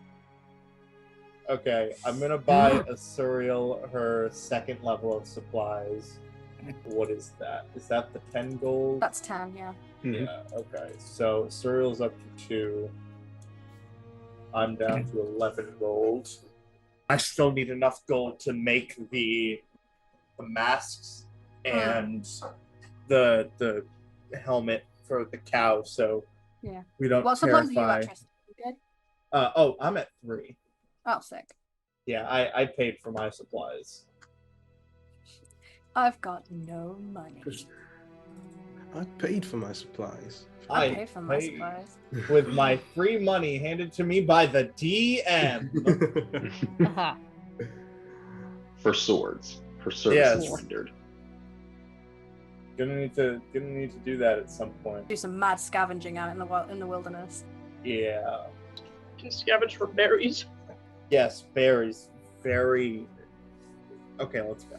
Someday we're I'll having- get. Have a good day, Doctor. I take the mask that's come out of nowhere. Mm-hmm. He would have had Val go retrieve it. Yeah. Mm-hmm. He'll just kind of hands it to you. Thank him. Nod. Attach it to his belt. Bye, Val. Waves. I go to hug Fel one last time, and as in the hug, I sort of whisper in his ear, "You're so Coming much for bigger you." than your pain. I hope I see you again." Hugs him back, and the hug gets a little bit more tight when he says that. As there's just the faint hint of like tears that glimmer in his eyes for a moment, but just nods and smiling from ear to ear, waves at everybody. Save your fortunes. The sort of Vistani thing to say, and leave. It was a pleasure. Writing down, I'm really glad that you got what you lost back, pointing at the arm. Yeah, he kind of flexes it and, well, not flex, like, grips it and nods and walks out the door. The doctor will kind of like look up. It's cold. Need to increase circulation. Hold it into warm water at least once per day. And eat something spicy to warm the blood. Peppers. Cinnamon as well. Yeah, sure. Acrio's gonna shit so much. Yeah. Oh god, spicy poops in the wilderness. That's gonna suck. Oh god. We hear him screaming in the middle of the night, and it's like, is there a monster? And he's just like, ah! My. Is the witch back? No. No, it's Taco Bell. It's like, Oh god. who's this guy that's shitting down a cliff? That's ours. Yeah. Yeah, sorry about him. He's with us. All right. I'm gonna go get supplies, and then there was something I wanted to go read again in the tower. There's books there, so I might do some research. So if anyone needs to know where I'm at, I'll be there. Okay, can I come with you? Why not? Can't believe hop along behind Acrio's Amrita. already left, and we just hear that out the door. Ugh. Oh, before you two go, I'm gonna hand Asuriel and Amrita their angelic seal stones, just so I don't forget. These are for you. So neat. They won't do anything unless I activate them, but they'll just keep them on you. All right. Okay. Sit it in her pocket. You get two little pebbles. Mad pebbage. All right. Let's go. Amrita, you can very easily fill your pack with as many supplies as needed from the general store. Asuriel as well, once they've been paid for. Do and that. head out And yeah. to the tower. Yep. Do some research. Anything Sounds fancy. specific she's looking for? I know you She's said going- you've been researching werewolves. There really is no information on what causes the affliction. Still a mystery, even to the church. Even Yeah. to most werewolves, they don't really understand how it works. So, yeah, you're not unfortunately able to find anything that's definitive in that regard. Yeah, instead, she's probably going to, because she's curious now as to why Cillian had gone partially invisible in that fight, and she's going to research curses Mm-hmm. and things of that nature that might have happened similarly. You're thinking about me? And while Emily God. does that, I'm preparing the cart to leave. I'm gonna be sitting in the cart. Yeah, just everybody in the cart ready to go. Asuriel also going to look for some specific texts, mostly Sure. pertaining to demons and devils. Okay. So, Come yeah, from this. I'll have both of you roll investigation checks, please. Damn, Okay. girl. Yay! Amrita, you don't find any specific books relating to like categories of curses. There's a few things that are like personal diaries, that sort of thing that have been collected, documenting Vistani activities, lots of warnings about how they'll curse you if you get on their bad side and stuff like that. As far as the specifics of what you know about what's going on with Cillian seems to be somewhat Geist related. You would find one reference in one of them about how someone who had come in contact with the Daughters of Miasma, and like a brief account of what this person had learned of the goings on there, even though it's all a little cryptic, about how there's basically no men in this group, this line, because they all die off very early. Stuff that you understand, you know, it's, or you read that it would be somewhat related to effectively like them evaporating, almost, is the way it's described. She'll write that down in the journal. You would that she find one has. word, vaporway. You're not entirely sure what that means, but it's in reference to it. It certainly seems as though there is some kind of generational curse, the origin of which is not documented. Yeah, she will write it down and then put that book away. Asuriel, as you're going through the library in this tower, this is the first time you've been out there, right? Yep. So you find that the tower, it's a little bit disorienting as you're climbing the stairs, and everything's at a weird angle, and some of the stairs, it's easy to walk up, others are very steep because the tower, all the books seem to be like leaned to one direction in some of the bookcases. Everything is very dusty and unused. There's not a huge amount of information on demons specifically. Demonology is very selective in who is even allowed to access that kind of information. It's very forbidden. However, you kind of get lucky. You come across a thin tome that's leather bound in black with like this red crest of Avacyn on the front. There's no title on it, but as you flip open the first page, it's written, you can see very old style, before printing presses where everything had to be hand copied from one book to the next. The title is called Blood at Midnight, and the subtitle is A Catalog of Hellspawn. Ooh. She'll go through it.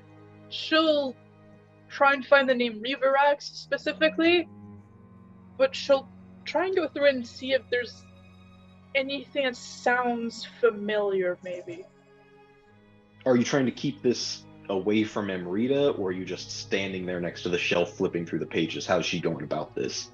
She's not hiding it. She's like, to her, there's no reason she needs to hide this. Mm-hmm. So as you're flipping through the pages, it's a lot of like hand-drawn diagrams of like these wicked, twisted claws, teeth that look very unnatural, stuff that has been studied. There's information about the fact that both demons and devils being pure, concentrated black and red mana, respectively, when destroyed, it just vanishes, but that same consciousness related to that magic essence reforms in the hell beneath the, or at least where people assume to be beneath the crust of the earth, and how they can then re-enter the world by climbing up through caves and the Ashmouth and such. The name Reverax does not come up. In fact, many of the devils are nameless. They are a chaotic spawn of things that most times when a devil is destroyed, it will reform as something completely different. The red matter is very disorganized. There's very little consistency in them, and most of them are so short-lived that they don't even have names or consider having names. So that in and of itself is a little odd to then be like, but this one definitely does. So you're not entirely sure how that's supposed to connect. Are you almost done, or did you find anything of use, Asuriel? Not sure how useful this is gonna be. Just thought I'd try and see if I could find a little more information on demons, I guess. Oh, yeah, it's a bit perplexing, and I'm afraid I don't know much myself beyond that, the cult and what had happened in Gauls. That's as far as my knowledge goes on that. Can I have Asuriel make a sanity save, please? Oh god, another sanity save after reading a book. Salty, what have you done? Not again! Oh no! Oh shit! Starts murdering everyone. Oh shit!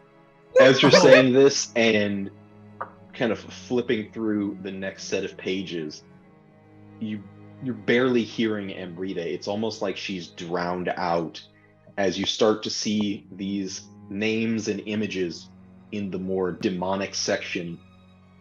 And as soon as you come across the name Grizzlebrand, something in your mind shuts down. You drop the book and you're like, Amrita, you see her just stunned for a moment, unable to do anything. It's like she's frozen in place.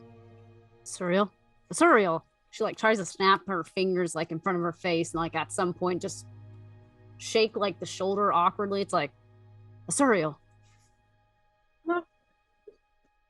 What's What?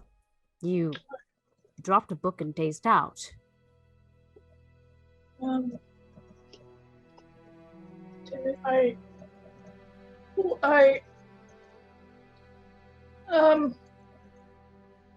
Can you just gonna pick up the book again, and she's gonna go back to the page without like looking at it too much and hand it to Amrita's like, do you know anything about? Amrita's gonna glance at it and tries to see if she can see what it says, but if she's not sure, will mentally ask the eyeball if I was able to discern what this is. I mean, it's a long passage about interactions humans have had with a demon known as Grizzlebrand. That's probably a name she's never heard before. Nope. Grizzlebrand. Asuriel, the name as it's spoken is like putting your ears through a cheese grater. Just gonna cover her ears. I just don't like that name. Yeah, Rita's gonna close the book and put it away. It's like, maybe we should leave the tower and go back to the town. You can sit with Lorelei or something. I'm gonna have you roll a d20 because I can't find the thing I'm looking for, so... Me or Asuriel? Asuriel, please. Okay. Dude, what the fuck? Oh, shit, bro. And Two got ones in a row. Oh, boy. The trip back to Silburn is very confusing for you. Asuriel, you follow Amrita, but it's strange. The deep red color of her bandana, you almost see there's like fire trailing off of it. You can like, it's weird. The bright or the vibrant red, almost you can hear it like it's buzzing. There's like, as birds are chirping, it's like you can smell the sound of them. All of your senses are very jumbled and it's hard to focus on anything.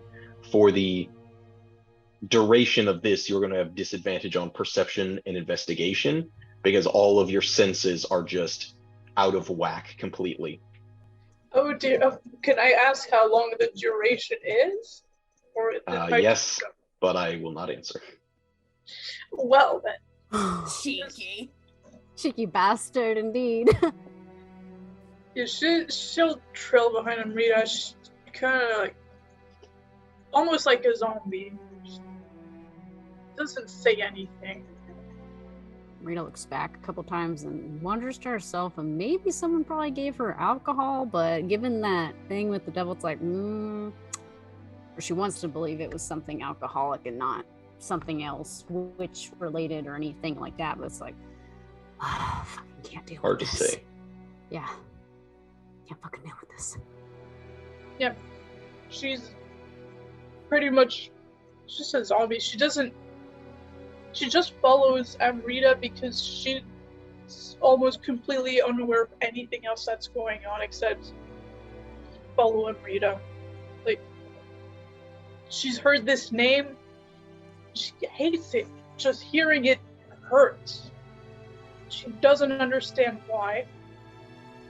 But then she starts thinking about that face she saw in her dreams. The man with the horns. She starts wondering if that might have anything to do with it. But once they get to the tavern, she's just gonna go sit and curl up with her knees up at a table and just stay there quiet. Yeah, I imagine it's closer to like lunch or just after lunchtime. The crowd has kind of filtered out at this point in the Brass Bell Saloon. You all would have seen the wagon and the mules and Petunia all tethered to the hitching post just in front of the saloon, basically all loaded down and ready to go.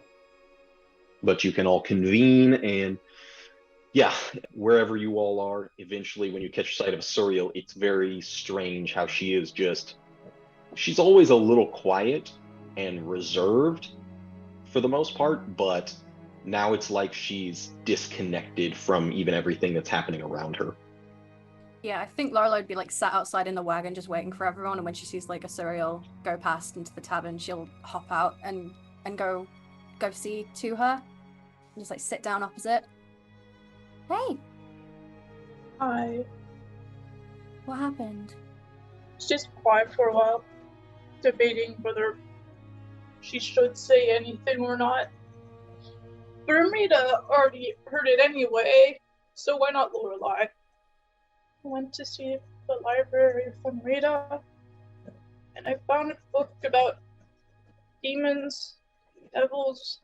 I wanted to see about the thing that was on your arm. And then I got to the demons, and it's just this name. I don't want to say it out loud. I hate it. It hurts. You don't have to. You don't have to say anything, okay? And I like reach over and like pat her forearm. From like 20 feet away. What? Grizzlebrand? No, Yeah, right. Don't do that. Yeah, no, she's probably Football chant. yeah, she's just probably outside with Acrio and Cillian at some point. We'll probably, while Lorelei's doing that, ask later on, Acrio, if I get more materials, could you make a saddle perhaps for me? If not, it's completely fine. Oh yeah, you got the old horse. Today is the oh yeah. In this time, picked up. I'd have already used my channel divinity, made the helmet. I don't need proficiency with tools to make leatherworking stuff, so I can make the mask. Go pick up the cow. That Okay. I need to do that. Okay, so yeah, while they were at the library, yeah, there's this cow tethered to the hitching post with this face mask. It's like blinders, but it like covers the whole face. It's really weird. Like poorly made weird. No, it's just weird for people to see as they're walking by, like a cow in this like hood, this leather and metal mask A cow in a thing. gimp mask, and you expect it to not be weird? Kind of what it looks it's like. the racing horse. Doesn't matter. I mean, I'm aware of that, but people don't put those on cows, and people are just like, Okay. weird. He's just It's a really not like fat horse. demented weird per se. It's just curious weird as folks are Instead walking of by. just the mask, can I do mask like saddle, like dress it up like it's a fucking horse? Oh my god. And like the drapes off the side like it's supposed to be a riding mount. That feels like more than one thing being crafted. Are you buying stuff like that? Or, I mean, you could potentially do that in time. We'll do it later. We'll get to Okay. it later. For now, I have the cow. Thank Cooper. Wish him the best. Head back with the animal. All right, everybody's good to go. Yeah, after like comforting Asuriel, I'll like try and just like usher her out to the cart. I've like got like my arm around her shoulder just to make sure she's okay. During all this time, I'll be quick, I promise. No, you're fine. He's been writing a letter with his cousin Eamon, of his Geist. He was a poet, sometimes a forger if the situation called for it. And he wants to write a letter. I'll give you a bit of the letter and a bit of the intent. Sure, yeah. It's addressed to his dad, Lee Okay. Vistani. Was it Lynn? Lynn, maybe? Lynn. I think it was Lynn. Lynn Jr. was his dad, I believe. Yeah, makes sense. Yeah, you're absolutely right. He basically wants to make it really obvious in the letter that he's writing towards the west of Stensia, where he's not going. Wants to paint his father as someone who left the Vistani as well. And he's basically trying to... He's not going to be able to cover up his tracks entirely, but maybe throw off some people that are probably following him, right? So he wants to give them something to find, something they might be able to hold over him. So he writes like he really loves his dad, and that might be like a pressure point they can use to send him on like a wild errand. That's what he's doing. And he says a quick goodbye to Myra. Mm-hmm. For sure.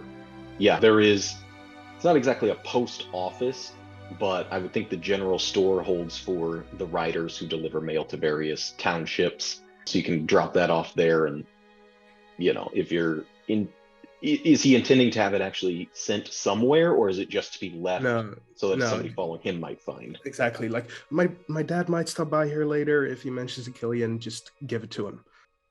Cool. Yes, and then as you're doing that, you also pull that out of your pocket and give that to the clerk, and you realize you also still have this letter from Val, the one that was sealed in the envelope, and he had requested be thrown into a grave. Is he doing that today, or are you going to worry about that post haste? Is it like on the way out, the graph? Like the way we're going, or is it on the other side of town? If you're heading toward Henry, you're going out the northern gates, and the graph is to the north, so, it's a mild detour. Yeah, fuck it, we'll do it on the way. Sure, I think we'll do it together. As we're going out. Cillian doesn't have any muscle anyway, he needs help. To throw a piece of paper? No, to rebury it, and a shovel. You can all meet up again just outside the saloon. Cillian would find the cow hooded and, tethered, with Acrio and Amrita having a brief conversation outside. Lorelei and Asuriel probably exiting fairly soon. Yeah, Lorelei is she's just kind of holding Asuriel really close. She got her arm around her shoulder just to kind of keep her comforted. Right. So her cloak pulled around her, leaning a little bit against Lorelei. Are we all ready? I'm good to leave this forsaken town. Get on the road again. Finally. Yeah, I think so. Ah. Out of Yes. one hellhole and into another, they say. Oh, yeah. Oh, that reminds me. And because I haven't handed Acrio his angelic seal stones yet, I'll give them to him now. Pebbles. Thanks. Turn them over! Rolls them in his hand a bit. Yeah, and they've got the angelic seals on them. Hold on to them. I didn't know you were an artist. I'm not. Look at them. Terrible. I didn't really say anything. Yeah, just everyone hold on to them, and I'll have to remember who has what. Okay. It's high noon, or just after, where the sun is the brightest behind the clouds. It's still somewhat dim, but all the morning haze has burned off. The town is much drier now. When you arrived, there was this heavy downpour, and it's been kind of muddy ever since, but in the few days you've spent, everything has kind of dried out. The road's a little dusty, and as you're all completing what you needed to do here in Silburn, Amrita, you're the first to hear hooves. And it's a lot of them. And they're approaching. Uh-oh. She turns and does she see the group of people coming or hooves at all? You turn to the north, you almost see like this dust cloud due to the sheer number of riders. You can see them all on horseback. Your eyes are sharp enough, you can start to make them out. Most of them are in darker colors. They are pushing everything in the streets out of their way as they're charging through the center of Silburn. Do we all see this now? Mm-hmm. After a moment of Amrita kind of turning toward it, you all start to recognize there's some kind of commotion. What the hell is going on? That seems out of place. Can we get any kind of look at them to kind of make out any recognition at all of like what they might look like?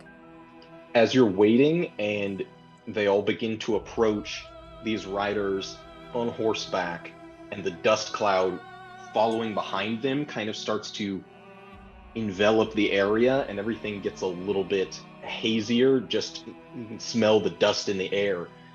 The leader at the front of this troop, there's got to be at least 24 riders behind him in this dark clothing with a tattered cloak billowing behind him, pulls up the reins of his horse hard in front of you, and this is who you see. Oh. No! Oh my god. And read it like that's the same bitch that was there. I don't know who this is.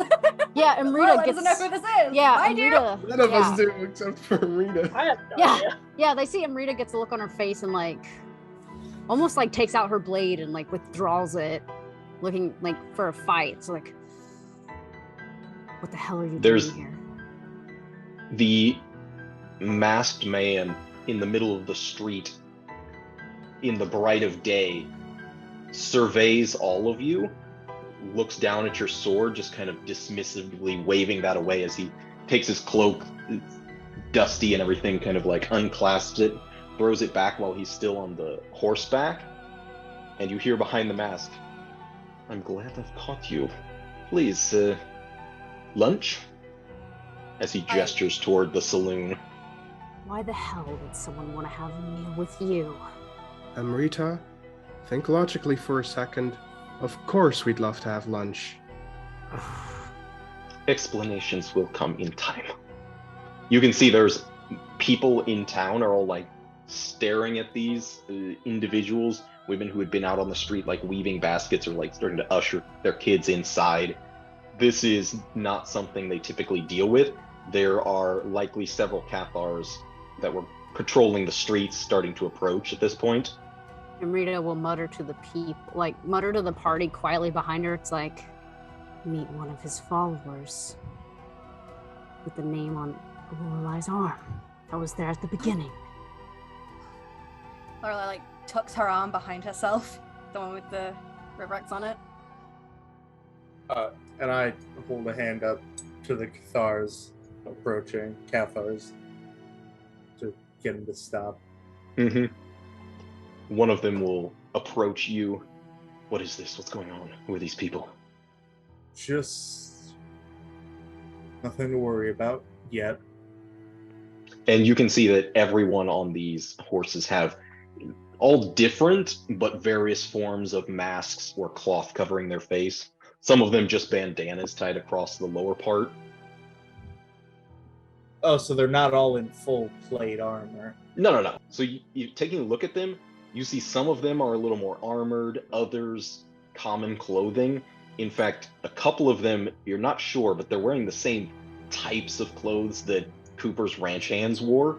You're not sure if that's coincidence, just because it's local attire, or if there's more of a connection there because you can't see their faces, and it's a little bit hard to decipher, really. None of them make a move, but you can see all of them have some kind of weapon at their side or on their back. We'll talk. With the exception of the leader who had spoken to you. He doesn't seem to be armed at all. Yeah, I'm gonna hop out the cart, I guess, if we're gonna have lunch with this guy, and kind of eye him up carefully. How did you find us? As I said, everything will be explained in time. Have a seat. And he will like pull out one of the chairs at the tables in the saloon for you. Awkwardly sit down.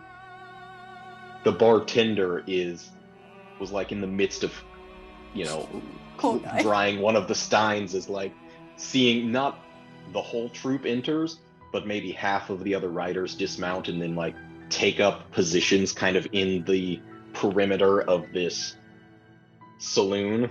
Oh shit. That is quite a showing for a few people. Very important people deserve a show. You're pressed up against Lorelei, not sure what's going on. Barely registering either. I take the seat like directly opposite him. Is he sitting down already? Mm-hmm. Yeah, he'll take a seat and then call for the bartender. You'll see that after he's thrown his ragged traveling cloak off, he's actually fairly well dressed underneath. Dusty from the road, but not tattered or threadbare at all.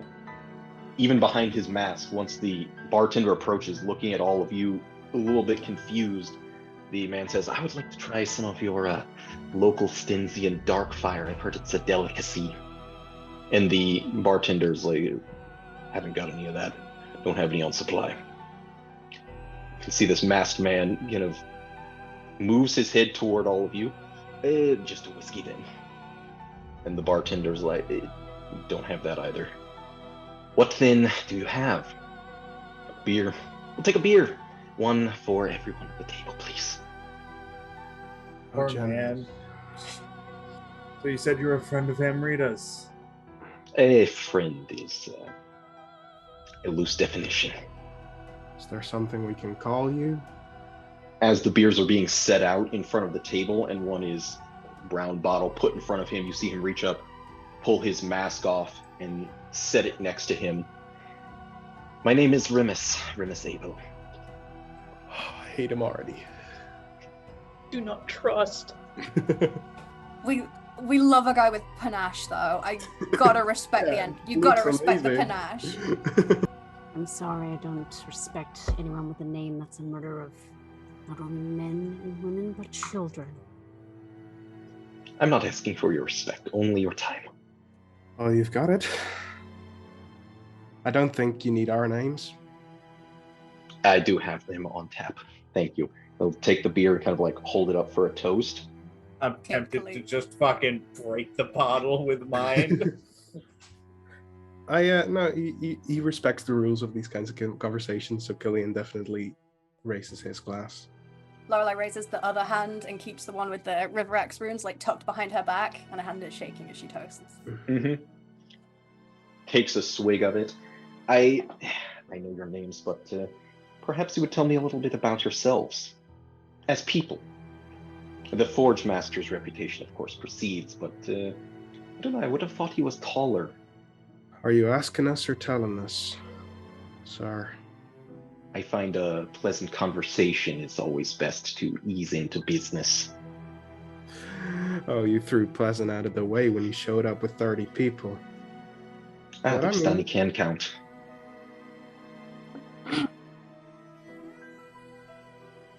Well, I'm Vistani. I love the road. I've been in this city for a little bit of time now, and I'm eager to get back on it. You would see him like twist the bottle, look at the label, Revito and Son. This is not particularly good. But then he takes another swig. Yeah, Acrio just kind of never was down at all. Smash it on the floor. Stensians. So droll, wouldn't you say? Quite. I don't think the others are as lenient as me, sir. I think they're curious, though, about this business. I should hope so. Amrita, what have you been up to since you killed our associate in Corsiva? Kind of lost track of you for a moment there. Why should it matter to you? I'm of no interest. What makes you think that? I will admit, far less interesting to me than to Alrund. Yond was, shall we say, a completionist when it comes to his tasks. But you're in no danger from me. Could you insight check? Just See if he's lying. Sure. Do. You suspect you are still in a bit of danger, but We consider his posture to be slightly threatening. he doesn't seem to be deceiving you concerning Yond. You say that, and yet you still killed a Cathar. And Gulst, if I remember correctly. I have killed Cathars in Gulst, Korseva, mostly down the Nephalian coast. Why was this one particularly important? She just like bites her tongue, and like in the back of her mind, she almost feels like the wolf spirit really wanting to just beat this guy up. It's just like, I suggest you just get on with what you're saying and let us get out of here. First, I have a curiosity. The name you have chosen, Asuriel. What's your story? You seem to have appeared rather suddenly, out of nowhere, and hard to find in any records. Yeah, looks up absently when her name is finally being called. I don't know. I don't know anything. Sorrel, you don't have to answer him. It's okay. Yeah, I protectively pull her closer. But I would very much appreciate it if you did. However, this is a mystery. Quite perplexing. I don't often like to be perplexed. She just kind of like shrinks back and hides her face in her knees.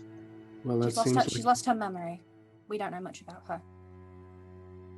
A bit about myself, as I said, Remus Abel. I serve as the lore master for the Veiled. You would know them as a cult of sorts, I believe. How would you know them? An organization with various goals. Seems like your organization has caused a lot of hurt. This is Innistrad, in fact. Hurt is the currency of the day. Brings me very little pleasure, but it is the way we do business.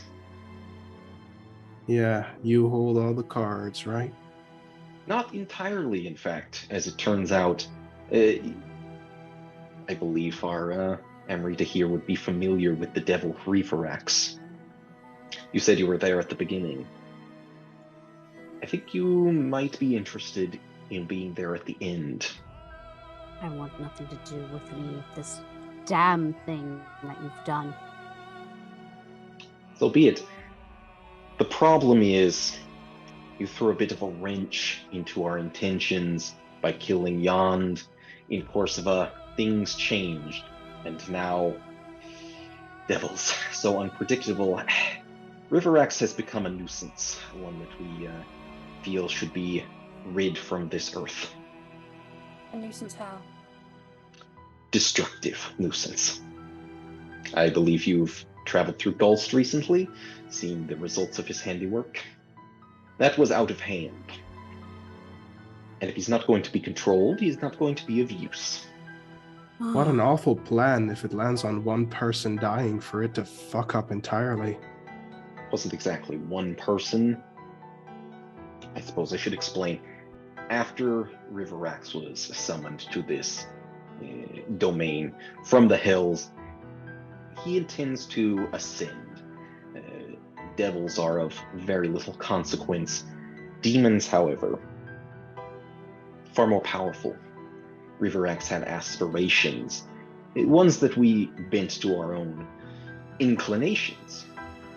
Yond's incinerations spread a great deal of blackness into the world. Black mana that Riverax was intending to feed upon, absorb into himself, and use that to become black mana itself. A demon. When Korseva's operation was halted, Riverax altered course, which has been frustrating for all of us, let me assure you. The Veiled has baited him, but we need an assistance in striking the final blow. You seem to know Riverax well. May I ask a question? You may. Does he latch on to people? Um, Leave his marking on them? Not that I am aware of, no. That is not the operation of devils. Demons, however, he may have branched out. Can you infect dreams? My understanding is several of the bitter hearts had been having visions, hallucinations, dreams of Riverax. I suppose it's possible. Evidence would suggest yes. However, there would have to be a rather strong conduit. The bitter hearts are plagued by a dreaming curse, the visions of the destruction of their town. Unless you're under some kind of dreaming curse, I wouldn't think so. Right. I'm sorry, things have been happening that I can't explain, and I was almost hoping you would be able to. Another mystery. Color me intrigued. Cyril's suddenly gonna pop her head up. He's like, "What do you know about demons?" It is one of my areas of expertise. And Lorelei, grimaces as she moves her arm from behind her, rests it on the table, and rolls up her sleeve to reveal the demonic runes on her arm. And what can you tell me about this? Takes a drink of the beer in front of him. Put his name on you. Or you called it to yourself. I did no such thing. Are you sure about that? Yes. I'm a servant of Bruna. I would never do that. Lorelei Fenwick, of course.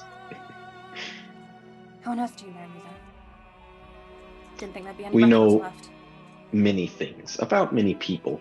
The dissemination of information, part of our organization's, let's say we're pragmatic about it. Don't want to gush. I'm just surprised there'd be any records left of me. Would have thought they'd have all been destroyed. Willow Grange, yes. But I should clarify, while it would be nice to have all of your involvement, mostly we are in need of this. And he kind of gestures to Acrio's hammer. The slaying of devils, demons, whatever abominations exist in between is not something we have ever had to deal with before. Oh, it feels like a kick to the balls now, doesn't it? It's very annoying, yes. I've met men like you before. Many times. Yeah, I doubt they were exactly like me, but I take your point. No, we're all entirely unique. We all know there's 1,000 things you're not telling us, and we're not going to be able to say yes to anything you ask of us. Unfortunately, our goals might align. Which is why I'm here. I wouldn't presume to force people like you into anything, but Of course you do. That's what you're getting at, forcing people to do things. I prefer more carrot than stick. If you've convinced yourself of that, that's nice. But you're a manipulator through and through. We've had one conversation, and I know that. Yes, Because and if it really only took that hammer, you would just take it from us. obviously you're not aware how certain enchanted weapons work. There are levels of attunement required, none of which my people possess. That's what you get for dealing with devils and demons, just like Yond in the end got his just desserts. You two are no different. Perhaps not. He reaches into his cloak, if you'll permit me. But simple spell and illusion, I assure you. You're not Nothing going to harmful. now. Do it. You see as he, with a smirk and kind of an arched eyebrow, produces a small square of fleece and moving his fingers in a precise way, folding and unfolding the knitted component. His arcane words are almost too fast to comprehend. You don't have time to register before the entire room feels like it's torn away, and you're all standing or sitting. It's hard to tell even what relationship you have to this, as you're on like this sleepy country lane in midday, dirt path lined with old trees. Surely hadn't been planted until, after the road was made. And looking in any direction, the illusion becomes kind of indescribable. Just shades of green and lazy sunlight streaks. But everything around you in your area is as clear as if you were like literally standing there. There's a whitewashed picket fence surrounding a cottage, clothes that are drying on the line, caught in a breeze that you can't feel, but you see the movement. And there is a duplicate of the man who cast the spell sitting on top a horse. He's alone, but he's holding the reins of a second horse as he's like looking up and down this quiet lane behind the same mask you saw him wearing when he entered the saloon. The front door of the cottage flies open, almost breaking off its hinges, and a second man appears. You can see curlier gray hair, another mask, but this has like gold embellishments on it, and just blood covering the front of his waistcoat. The younger version of Remus on the horseback speaks, and you can kind of see the real version, it's like weird. You can kind of just see him vaguely sitting in front of you, but disconnected from the scene as if he shouldn't be there. His mouth moves at the same time, and you just hear, "It's done then?" In a huff, the second man removes his bloodied vest and runs a curved knife blade through the material to clean the blood from it. And Amrita, you recognize, as well as Lorelei, the burgomaster Jan's voice as he says, "Done. But the girl isn't here. The message is clear enough. We must go before the neighbors get nosy."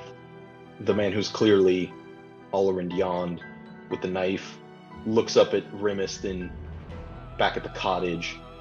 He stuffs his bloodied outer layer into a satchel, and with the remnant of red on his finger, begins tracing a symbol on the gatepost, the letter V, as he just says, "Call me a completionist."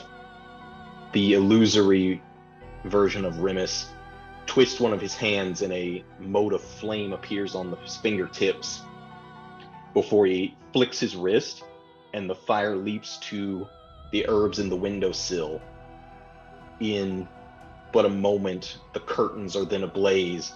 The second man puts his boot into the stirrup and swings the other leg over the saddle of the waiting horse, saying, "Neighbors won't notice that at all. They'll be too distracted to look for a trail. Now our presence is covered completely. Fire is cleansing." Olerin Jan slaps the reins, and the pair gallop out of the illusion, which just lingers on the white gatepost and the bloody lettered, as you see the home in the background engulfed in fire, which then kind of burns away the rest of the illusion. Olerin and I were not the same, but we shared similar goals, yes. Yeah, at that point, she can't anymore, and just like reaches over and just like grabs him. It's like, you helped him. You helped him destroy everything that was there. I did. Those were our orders, and we carried them out to the letter, with the exception of you. They will never get the blessed sleep because of you. Just kind of shrugs. She almost just... I'm sure a Geist collar at some point will collect their souls, make good use of them. She almost lifts her fist up to like punch him, but like looks around at the other people that are with the cult, just really wanting to hurt Yeah, you him. can see several of them already have hands on their hilts, just waiting to see how you finish this. Cillian is looking at Amrita intently, like trying to catch her eye, and then slowly shakes his head. They can actually see that she's visibly just shaking, and like her eyes, they almost look like they get watery for a second, but she just gets back and lets go. He just grins ear to ear. I should kill you like I killed Dion. Perhaps we'll have the chance, but this would not be it. Sick. You did not have to show us that. Proved a point, did it not? As I said, we are very particular about the dissemination of information in the Veiled. I am sorry for what it's worth, Amrita. You should have perished with the rest of them and not had to suffer afterward. It was never about you. Lorelei shuffles uncomfortably like she's getting ready to fight. Just tell us what you need us to know. Because you know everything about us, and you'll know we'll do what you say anyway. There's a town, as I said, we're baiting Reaverax. We're poisoning them. They're all slowly dying. No one has perished yet. But the misery is attracting a great deal of black mana, which should direct Reaverax toward his ultimate goals. I would suggest being there when he arrives. Not a plague happening in that town. Not a plague exactly, but they might think it is. I look to the mask, and I know our destination. Get the fuck out of Silburn. I think some of them are from Silburn. We're done here. Wait, We're leaving. wait, before you go. Do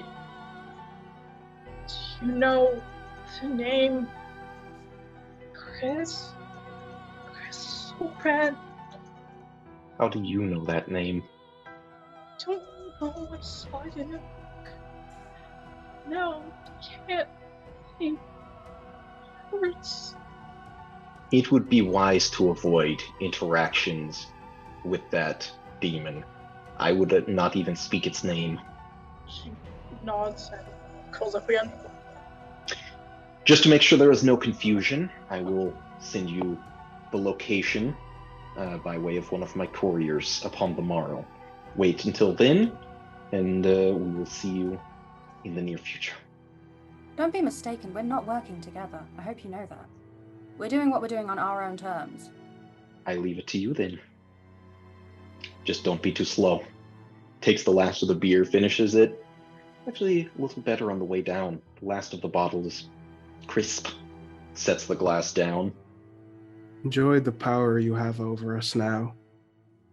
Once it's flipped, I'll love to hear you beg.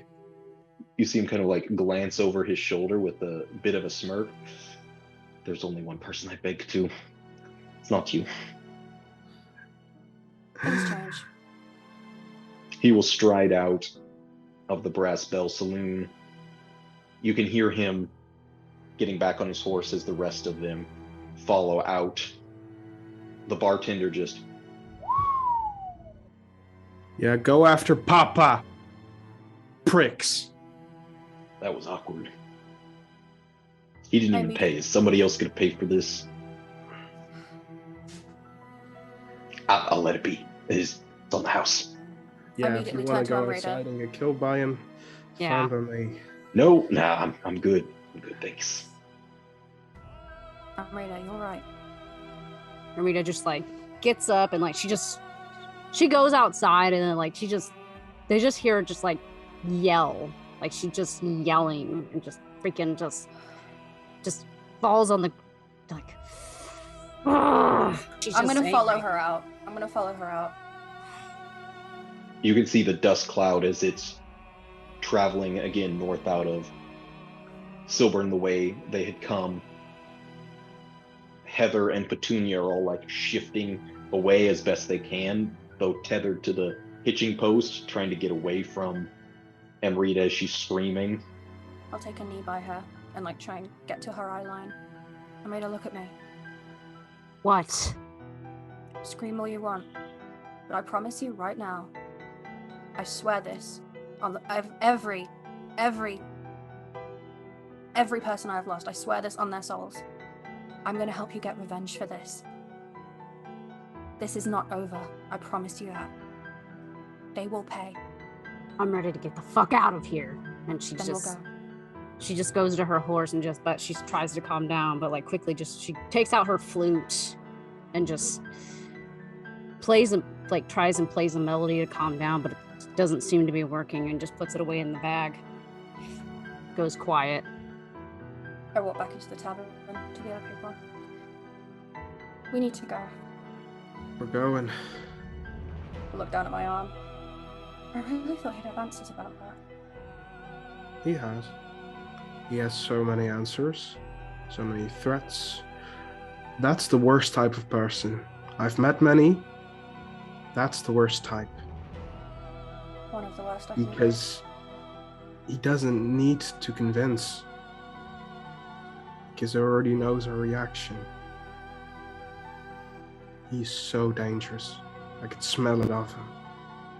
If anyone doesn't think he's dangerous, I would be worried about them. For now, let's get on the road. Unfortunately, our fates are connected to this River Axe, and he knows it. He said I I don't want called to it do his to me. bidding. What's that? He said I called it to me. So I have it on my arm. I don't know what he means by that. Is he just trying to get in my head? No, because he's told nothing but truth to us today. There's things he's not telling, but he hasn't lied. I think it's the same thing as with me. The ghosts are around because of me, not in spite of me. And I think it might be the same with that, your dreams. It's because of me. But that doesn't mean you can't fight it. That doesn't mean you can't stand anymore. If I've called it to me, shouldn't that, by all logic, mean that you should all smite me down right now, where I stand? I'm a conduit for it. You need to get rid of me. You're not standing alone, Lorelei. You're standing with us. And if I'm bringing River Axe to you, I don't want to do that. I think we all made up our minds that we're gonna kill that fucking thing. Even if it means following him for a second. Oh, we were doing that anyway. I think we can all agree that we're not following that guy. Exactly. And he already knew that. He just needed the emotional manipulation. Why do you think he showed that fucking memory? For power over Amrita. Because he didn't have any. He's a twisted bastard. That's why. He's twisted. And he's sick. Cyril's gonna reach over to Lorelei's arm, like the one where the Reaver Axe name is, and just gonna take it and just hug her. Winces a bit. We need to go. Acrio, is the card ready? While you are all contemplating your existence, the card is ready. I was looking forward to this. Then hey, who knows? If Lorelei decides to bring River Axe to her enough, maybe we can kill him quickly and easily and on our own terms, rather than going to the town of people that are slowly dying and suffering and screaming and crying and throwing up. As you've been contemplating, Acrio, and glance down at the mask, and you're saying this now, you would probably be wise enough to put together the likelihood that the Veil is trying to poison all of Thraben is very unlikely. It's too big a population. Not Thraben. What's that small town? Hanwea? Yeah. That's where I was talking about. Yeah, it's There have in been no between. official reports of plague in Hanweir. The doctor speculates that some of the illness might have reached that far, but that was just his speculation, and he thinks it's only a matter of time before it crosses the Gaia Reach. But it's only contained to Thraben currently, as far as any official reports have confirmed. Do we have any allies? Because we can't go up against that group. Not alone. I can think of a few, but getting a hold of them would be incredibly difficult. We pretend this doesn't exist and we keep going about our lives in peace. There's nothing we can do now. Said be angry. So let's be angry for a while. You can keep it in the back of your mind, but I really don't want to hear anything about it right now.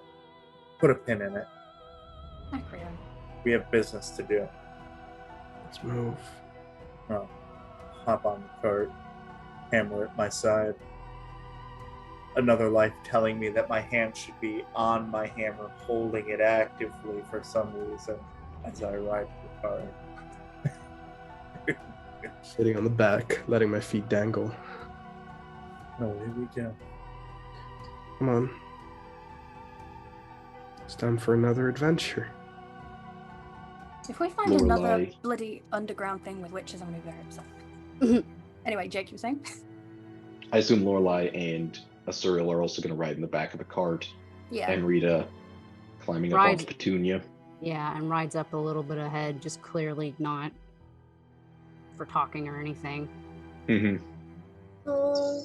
Cyril's gonna place herself between Acrio and Lorelei, like her back against where Acrio would be sitting on the bench, and just Lorelei probably around. What's the first hour of travel like once you leave Silburn, going up the mountainous path toward the Cruin? Cillian is trying to shift attention any way he can. And for that, he just tells Vistani stories about the road, like superstitions. When they pass like a petrified tree, he's like, oh, we call this a tree. They were planted a long time ago and are watching over us as we're going down the road. And those kind of things. Just keeping the mind occupied. Yeah. Lorelei's half paying attention because she's like journaling and that's where most of her mind is going, but she keeps like asking like half-hearted questions just to keep Cillian talking so that we can all get our minds off this. Like, oh yeah, who told you that story? She's just like stringing this along just to try and keep things calm. It's mostly filling void. Yeah. It means nothing. Yeah, at some point, I feel like Amrita, like the horse slows down and she ends up behind the group, further behind them, just kind of takes her headband off, feeling breathable with the eye out, just riding in silence. You pass the shadow of this tilted, crooked tower looking out over Silburn, dilapidated from almost a lack of interest, which you know is changed now that you have made things different in Silburn, but the tower itself continues to be a symbol of just this fatalistic lack of ideal. And you know that's what's looming over this place. Is this the same side of town that I had the nightmare with the zombies coming to the wall? No, that was from the opposite side. Okay, That would have been the southern walls where you had come from Gulst. got it. We stopped by the graph for Val's letter. Mm-hmm. Oh yeah, shit. Everybody's silent as Hmm. toss the letter and bury it. You can see all these small mounds of earth and rocks that have been piled up with these. There's like stones that have been painted and little trinkets on some of them, all very Vistani coded. You would recognize Cillian. But they're all too small to be individual graves. They're more like cairns and shrines to people who never got to be buried.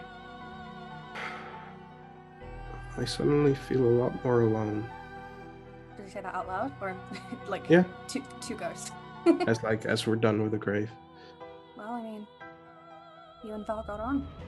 Stands to reason that you'd miss him already. I don't know what we're walking into. We didn't even know these were players until an hour ago. But I have total faith we can beat these odds. Bend them towards us. I think we're strong enough. Hope we're strong enough. Will. Because we have to be. Hmm. There isn't an option for failure. Not now. Yeah, we can't even begin to entertain the thought. As soon as we think we'll fail, we will. We just have to Hope. At least their branding is on point. I mean, all the masks, like the tattoos and stuff. I mean, it sort of worked for like a cult. He said it wasn't a cult. They were all wearing masks. How can he be so fucking oblivious? Yeah, that's... It makes it very easy to kill them when the time comes. If anything, he's just given us more ammunition to be furious with them. We know the type of person he is now. Before this, he was just in the shadows watching us. But now we can know what we can expect. We can use that. We'll meet him we once have to more. kill him. Perhaps when we meet him a second time, we're a little more prepared for the encounter. We were only on the defensive, and of course we were. We didn't have anything to attack with. But next time, I can think of a few things, if I have some time. Next time we won't be cornered in a tavern by 20 of his goonies. Next time, we'll be forced to do his bidding with 50 other guys surrounding us if we're not careful. Yes, but now we have a backup plan. Because we have time to plan it. They need us. We have something. I can't believe it's only your hammer. He has 20 different cards to play, and this was his best one? Really? I don't believe that. Especially since he knows we hate him, or you guys hate him. He's trying to get all players off the field. I think us included. I wouldn't So be let's surprised not if this give was him what he bait. wants. I think we're already traveling along. Yeah. The Stygian clouds turn a fiery orange as sunset is approaching. It's mixed with hues of purple that across the mountaintops would be beautiful in any other sense. But as you're prodding your way up this path, constantly uphill, pushing further and further into the mountains, you can start to see a very light glow in a cleft of several of the rocks, like a campfire that's lit still in the midday or late evening before it really gets dark. It's kind of a flickering, mild coloration. It's not super bright because it hasn't gotten dark enough yet. Is that Like there's a person there? Could be. It's a ways off, and it's kind of in the cleft of a rock, so you can see the glow coming out of it, but you can't really see anybody from the distance. Is that where we're headed? Mm-hmm. Certainly not where you're coming from. Should we go see? Oh, you know I love meeting new people. Maybe they're friendly. Maybe even there might be someone that we're looking for. I'll steer the cart in that direction. Whatever. It's basically right on the same path up into the mountains. You would have likely passed it anyway. The roads here get very narrow and then kind of widen out again, between valleys, but constantly uphill. There is a figure you see as you get close enough that the group can kind of catch sight, and this person could hear you coming. You see him climb onto the back of a horse and start to ride your direction. And Ben, what do they all see as you approach? I fucking called it! I just said to Tristan DMs, I was like, Bets, this is totally Ben's new character. They see a rather old person, roughly about 60 years old at this point, you gauge him. So it's a bit of an oddity, seeing as people die fairly young most of the time. He's surprisingly tall for his age. He's about 5'12". And 6 feet tall. about, yes. Just 5'12". Exactly Yeah. That's Well, exactly 12. 6 tall. 12 inches equals 1 foot. Yes, for the Americans. I don't use the American system,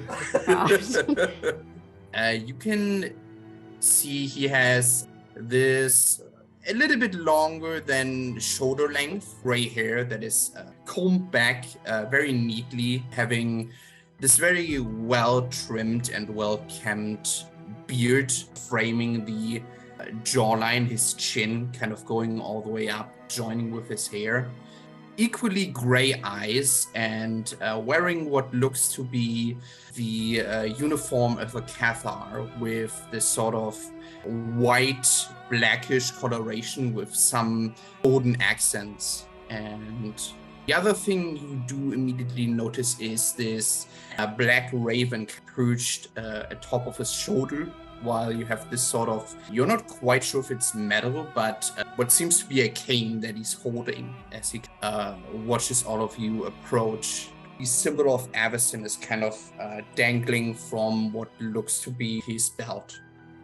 Acrio, you would recognize the uniform being what you had seen Cathars in Nephalia, that lighter armor, like a reinforced leathers, for the most part, all dyed whites for the most part, and very light yellows. But yeah, very Nephalian in style from when your time in the Elgid grounds. Well, this is a surprise. Usually people don't come up the mountain often. What do you want, old man? He looks at all of you, cocking his head almost curiously. You're a bit early. Was there a reason for the rapid departure? What do you mean early? Why are you waiting for us? Well, I have something that I'm supposed to give you. It's rather important, I believe. We're not really in a trusting position right now, so why don't you show it first? Right. Cillian, calm down. No, it's all right. It is all right. I understand.